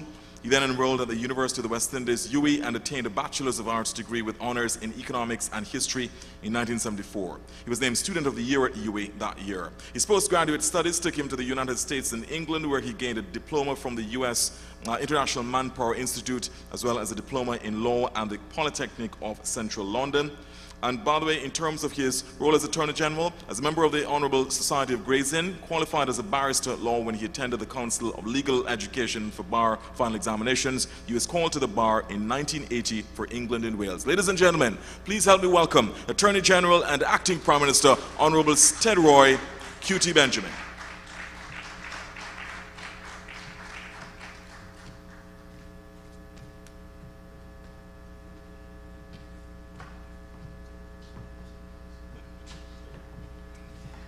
Thank you very kindly, Mr. Master of Ceremonies. Nobody can run us from where we come from.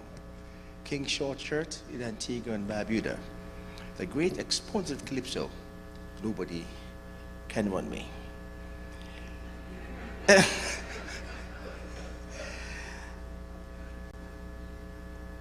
Mr. Master of Ceremonies, kindly permit me to adopt the protocols established as I bring you greetings on behalf the government of Antigua and Barbuda on this auspicious occasion. I begin tonight by noting that Prime Minister Gaston Brown departed Antigua and Barbuda on Saturday for a period of 2 weeks. He regrets he's not able to be with us tonight. He has asked me to express a warm Antiguan welcome to delegations from all 19 countries who have converged from all over the Caribbean for this 54th CBU Annual General Assembly. In particular, I state emphatically that I'm most pleased to welcome delegations from Cuba, Colombia, I'm told, Curacao, Martinique, and the Virgin Islands. The Prime Minister wishes you the very best in your deliberations over the coming days. I say again, a very warm welcome to paradise. As the saying goes, you have not lived except you visit Antigua, where sun, sand, and sea make beauty. And under the Ministry of Legal Affairs, we also have now safety and security.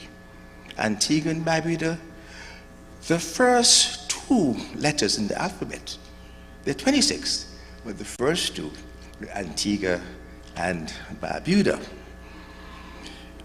We know some of our guests, I know, had challenges getting to our paradise.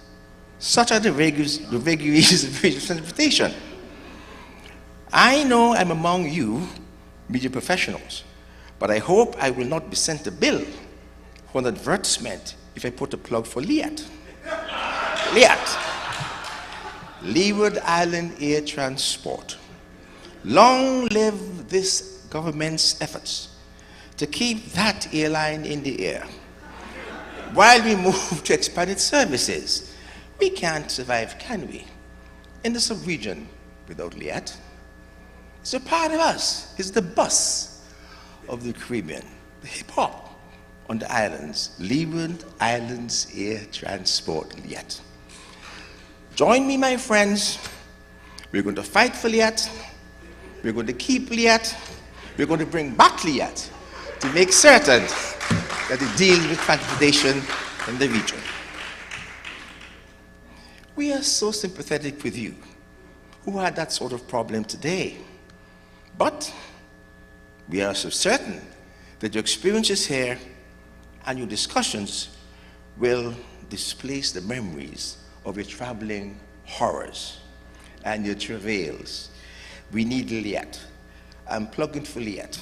Bobby Reese, I want Liat. We all want Liat. We will get back Liat. No doubt, my friends, you'll experience here not only the resplendent beauty of our two-land state, but our vibrant culture, warm hospitality, delightful cuisine. And you will come to realize as well our efforts as a responsible and transparent government to protect and preserve the cherished freedoms of expression and of the media. We have always shown respect for the work of the fourth estate, and we know that journalism is the oxygen of democracy. We note the OACS slide from 55 to 93 in the most recent World Press Freedom Ranking for Reporters Without Borders. While I do not want to throw any of our sub-region colleagues under the bus, we are confident that Antigua and Barbuda's efforts have enhanced and not inhibited media freedoms. So to paraphrase the words of Shaggy, it certainly wasn't us. It certainly wasn't us.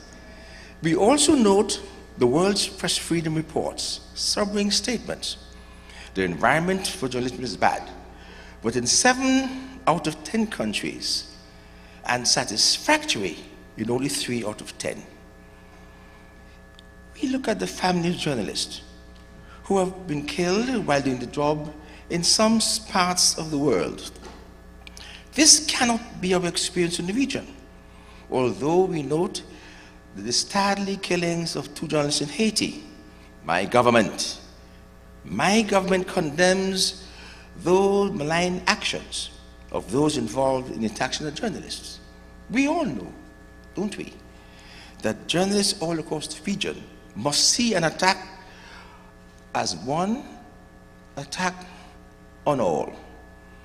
And we must continue to stand united against such perpetrators. We note that the Caribbean Broadcasting Union has 2 representatives on the World Broadcasting Union's News Committee, one of whom is my dear friend, our Master of Ceremony, Garfield Burford. And we hope this issue will continue to be the front and center of your deliberations. Ladies and gentlemen, being among so many media professionals today brings back my memory of my dealings with the media over the years. From hosting my own talk show program, Justice and the Law and You, to providing commentary during our carnival festivities as an analyst at the television competitions. My very first experience with the media happened in and around the year 1967. As a young schoolboy attending Antigua Grammar School. Then, and we will remember, we had a program called Top of the Form. I was lucky enough to be one of those persons selected. But when I went to the studio, I froze. Every question asked to me, I couldn't answer. The guy sitting beside me, my dear friend, kept poking me in the side. I kept on saying, if I don't know, I just don't know. In the final round, the teams were tied in the same points. The points were 10, if correct, 0. We had 5 points to win. Uncle Charlie, as he then was, posed this question to me. He said, how did Judas Iscariot die? I said, he hung himself. I didn't know how I got that, but I knew from Sunday school. I learned it from then. And that allowed my team to win that competition. Lo and behold, the next morning, my mate beside me went to school early, told all the guys, imagine, he said, if he doesn't know, he doesn't know. For weeks, I was being put through the mud by my colleagues. I was made fun of. I was joked of. 2 weeks ago, as I commentated at the competition, the Calypso competition, I saw somebody coming through the crowds, making his way up the station, up the stairs to where he sat.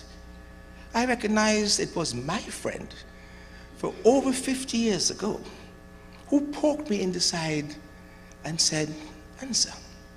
He came up the steps. He sat beside me. He removed my headpiece and he said, "If I don't know, I just don't know." He was a surgeon, heart surgeon, practicing in New York. He got up, walked down the steps, and disappeared. 50 years, if I don't know, I just don't know. So you see, that was my first experience with ZAL-TV back in the 1960s, with Uncle Charlie, top of the form. I can never, ever forget that experience. But you know, I know what I know tonight. Tonight, I know that the CBU was created by journalists of the Caribbean. I know tonight that the CBU fights for freedom of the press and fights to defend journalists in the Caribbean. I know, Madam President, that you're fighting a battle based upon the professor's last statement to make certain that journalism in the Caribbean remains at the top of the list. I know, Madam President, that you know, that I know, that you will fight. So I might not have known then, but I certainly know now. Distinguished ladies and gentlemen, we have in Antigua and Barbuda not only talked the talk, but we have walked the walk. We have passed legislation progressively in the area of defamation, bringing legislation to bear that disaggregated libel and slander in line with modern jurisprudence. Section 6 of our Act does that. And I'm proud to say, my Prime Minister, Mr. Gaston Brown, in 2015, yes, less than 6 months after he won the elections, what did he do? We were the first country in this part to repeal criminal libel from the law. We were the first country to do that because we understood what it meant, Madam President, to give your journalists the right to write proper reports, to be professional in what they do, and therefore we shouldn't put any type of hindrance on the performance of their functions. The CBU is here to stay. It will grow. Today is the 54th celebration of what you've done over all of these years. My administration has ensured it makes itself available for probing questions from journalists. My colleague, Minister of Education, Minister of Information, Nicholas, every Thursday morning, he submits himself to questions from journalists, reporting cabinet minutes, cabinet meetings, and probed he is. Questions firing from all shots, from RK-16s, from M21, you call them, all ammunition firing at him. And there he is, sweating. There he is dealing. And there he is answering to the people. Journalist. That's what we in Antigua and Barbuda care about. As the adage goes, we have faced the music. Even if that music comes in the form of incessant social media attacks, at a time when cancel culture is the preferred route for some. Ladies and gentlemen, my administration, this administration, has therefore been keenly aware of the issues facing the media. The region's media is gathering here in Antigua, not only at a time of increasing challenges to responsible journalism, but my friends, also at a time rich and ripe with promise and opportunity. Rapid advances in technology, including artificial intelligence, and increasingly intense competition for social media platforms, plus the potential rise of misinformation and disinformation, to which you referred, sir, hang like the sword of Damocles over media outlets. It is a world in flux where nothing is as constant as change. However, I say, my friends, to you, to one and all, ladies and gentlemen, where there is adversity, there's always an opportunity. This, I say to you, my friends, is a time for innovation, transformation among all sectors, and the media is no different. I agree with Reporters Without Borders when it says the unprecedented ability to tamper with content is being used to undermine those who embody quality journalism and weaken journalism itself. My government, the Antigua and Barbuda government, under Gaston Brown, my Prime Minister, has provided the enabling environment for increasing digitalization, use of technology to transform business processes and make them more efficient. My encouragement to you today, my distinguished media professionals, is the Latin phrase, carpe diem, seize the day. As I close, and I close once only, I say to you, I wish you a successful and productive annual General Assembly, and I take this opportunity to congratulate those who will be inducted in the Hall of Fame. Long live the CBU and responsible journalism. Long may this union continue to grow. Antigua and Barbuda, Madam President, will be behind you, beside you, fighting the battle to preserve journalism in the Caribbean. Thank you very, very much.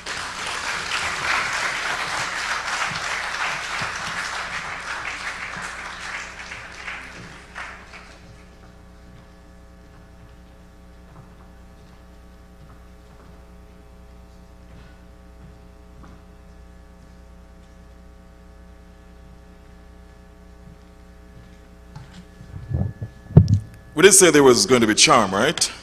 Ladies and gentlemen, another round of applause, please, for the Attorney General and Acting Prime Minister. All right, we'll move very quickly on to the introduction of the Hall of Fame processes and criteria. There will be, of course, inductions into the Hall of Fame. That part of our program will be marshaled very quickly by Dr. Livingston White, who's a senior lecturer and currently the director of the Caribbean School of Media and Communications, CARIMAC, at the University of the West Indies, Mona campus. Dr. White has over 25 years of experience as a consultant and conducting research and training for various local and regional Caribbean-based development and government agencies, including the Caribbean Disaster Emergency Management Agency, SEDEMA, as well as the Organization of Eastern Caribbean States, Turks and Caicos Islands Government, and the Ministry of Health Wellness in Jamaica. It's my pleasure now to welcome to the podium Dr. Livingston White to take you through this part of the program. Stay tuned. Thank you, Mr. Burford. Good evening, ladies and gentlemen. On behalf of the chair of the CBU's Hall of Fame selection panel, Vic Fernandez, and my co-member, Shida Balai, I am pleased to present the 2023 Hall of Fame inductees. To be eligible for the induction into the Caribbean Media Hall of Fame, the candidate must have attained outstanding achievements accumulated over a period of 20 or more years in categories related to service to media. These categories include presentation, production, engineering, marketing, or general management at the regional, national, and international levels. Other categories include policy formulation, planning and research, to refine media practice in the region, and advocacy to advance the cause of Caribbean media. This year, the Hall of Fame selection panel recognizes 2 awardees.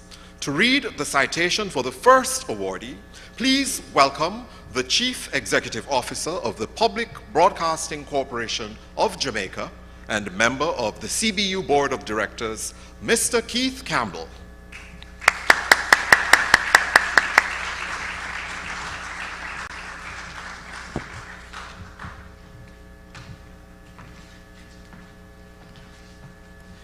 Good evening, ladies and gentlemen.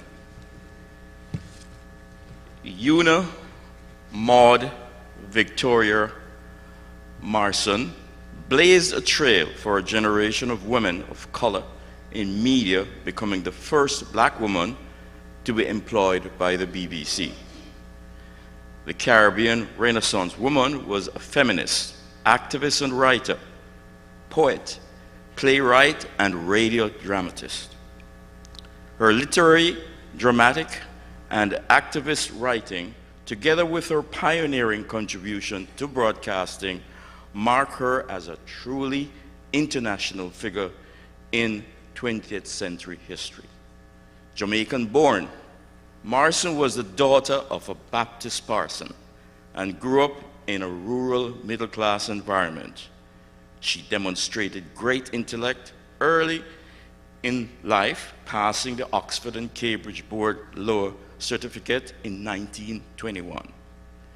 Her eagerness for further education led her to relocate to the capital, Kingston, to undertake social work training.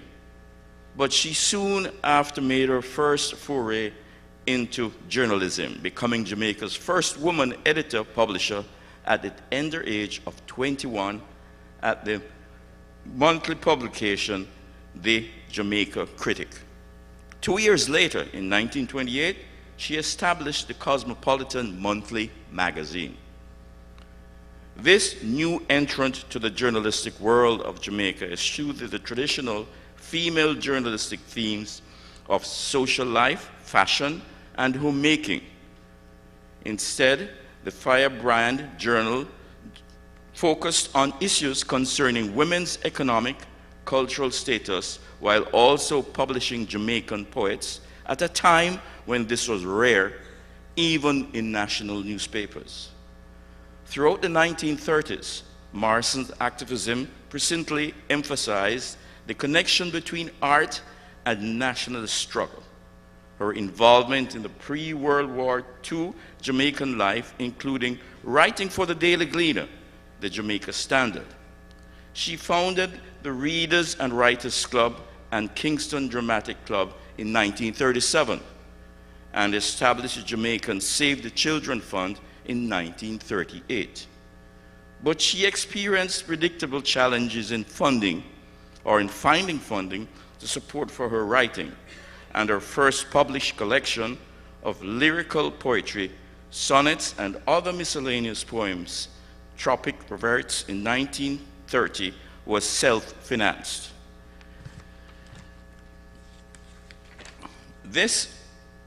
She found further outlets for her social commentary through the theater. Her works were considered scandalous because of their exploration of sexual politics in a patriarchal society and satire of colonial policy. Despite the censure of polite society, Morrison's plays were staged both in Kingston and later London, at What Price, Ward Theatre, Kingston, 1932, and Scale Theatre, London, 1934, and London Calling, Ward Theatre in 1937. The strikes and protests that swept across the Caribbean in the late 1930s thrust Morrison's back into Jamaica's intellectual scene. In her column in the Public Opinion, a weekly progressive paper, she flaunted her still sharp journalistic genius and reflected on her experiences of London life. In her articles, Morrison also sought to encourage feminism, claiming the idea of feminism is not to make a woman more conscious of her sex, but to develop that within her which will make for a live, active, mental, and physical personality. Morrison was one of a number of anti-colonial activists and intellectuals who moved to London during this period. During her first period of living in London, 1932 to 1936, where she initially lodged in Peckham, Morrison joined the League of Colored Peoples, editing and contributing to poems to their journal, The Keys. She was a delegate to the 12th Congress of the International Alliance of Women for Suffrage and Legal Citizenship, a temporary collaborator to the League of Nations and staff member of the Ethiopian legation. But the classism, racism, and sexism which she experienced took a heavy emotional toll, leading to a breakdown which forced her to return to Jamaica. But even then, she was unable to suppress her desire to see an improvement in the status of Jamaicans, and she continued to stress the role of black women in the fight for freedom and socio-political change. During this period, her third poetry collection, The Moth and the Stars, 1937, was published. This collection was galvanized by her experience of living in London, both the racism she encountered and her engagement with Pan-Africanism. Her play, Pocomania, was also produced and presented at the legendary Ward Theatre in Kingston in 1938. The play represented a breakthrough in Jamaican theatre through exploring the relationship between African origin, religious ritual forms, and cosmopolitan, creolized, middle-class identities.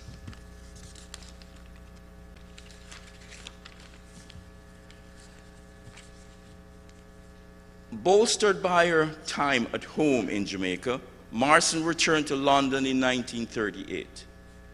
There, she became a striking voice in broadcasting. She joined the team producing the pioneering BBC program Calling the West Indies, which first aired in 1939. The purpose of the program was to give West Indian soldiers in the British Army an opportunity to connect with family at home during the Second World War by reading letters on air to family at home in the Caribbean. Morrison evolved into the legendary Caribbean Voices that lasted from 1944 until 1958. The late Barbadian poet Camo Brathwaite described Caribbean Voices as the single most important literary catalyst for the Caribbean creative and critical writing in English. It is difficult to overstate the massive impact of those programs on how British society regarded the colonials who eagerly volunteered to support the mother country during the war effort and in helping to rebuild the bruised and battered institutions afterwards.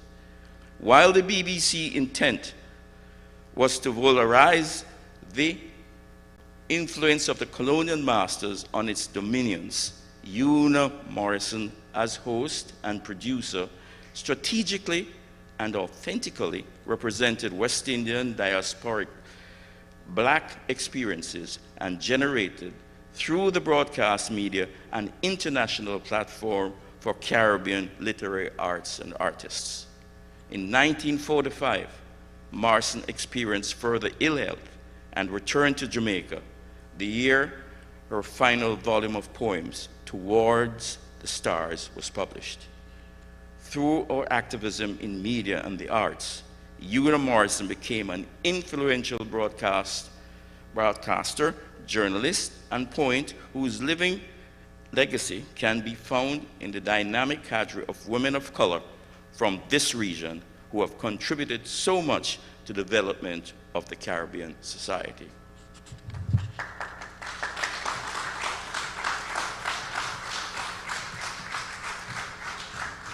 Thank you, Mr. Campbell. In recognition of their induction into the Caribbean Media Hall of Fame, each inductee is presented with a scrolled citation and a plaque. To present the plaque for our first awardee, we invite Dr. Jean Leon, President of the Caribbean Development Bank, and Yvette Rowe, media researcher who has been exploring the work of Una Morrison with Dr. Anthony Frampton, will collect the award on behalf of the family. Ladies and gentlemen, a round of applause.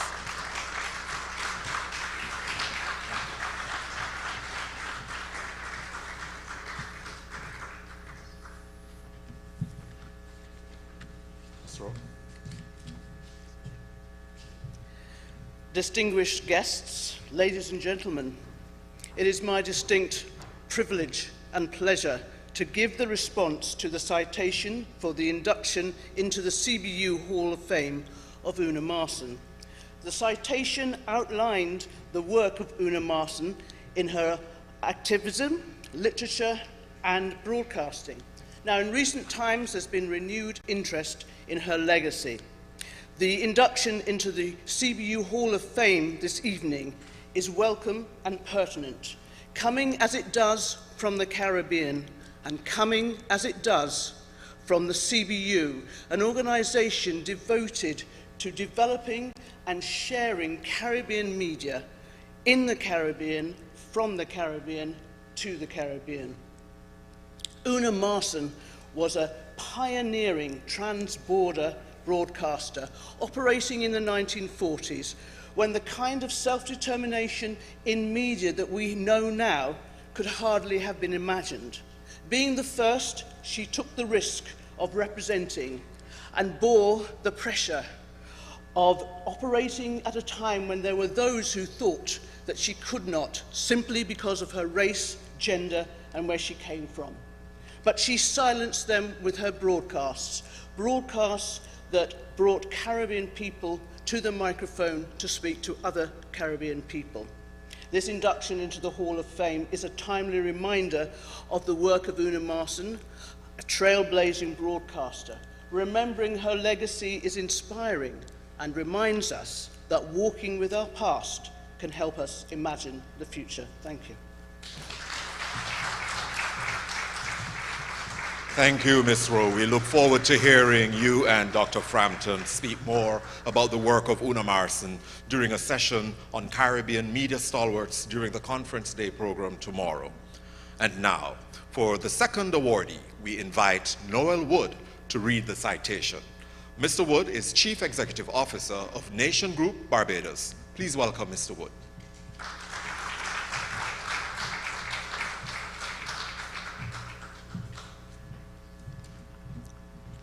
Good evening, ladies and gentlemen. Harold Hoyt was not just a journalist. He was a true pioneer and trailblazer in the field of journalism. His lifelong dedication to journalism and his contributions to the profession have had an indelible mark on the media landscape of Barbados and the wider Caribbean.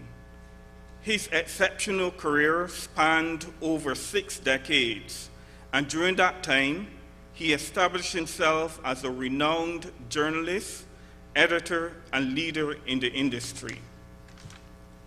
Hoyt began his illustrious career as a copy editor at the Advocate newspaper in Barbados in 1959, and he quickly rose through the ranks, demonstrating his talent for writing and editing and his unwavering commitment to the highest standards of journalistic ethics and professionalism.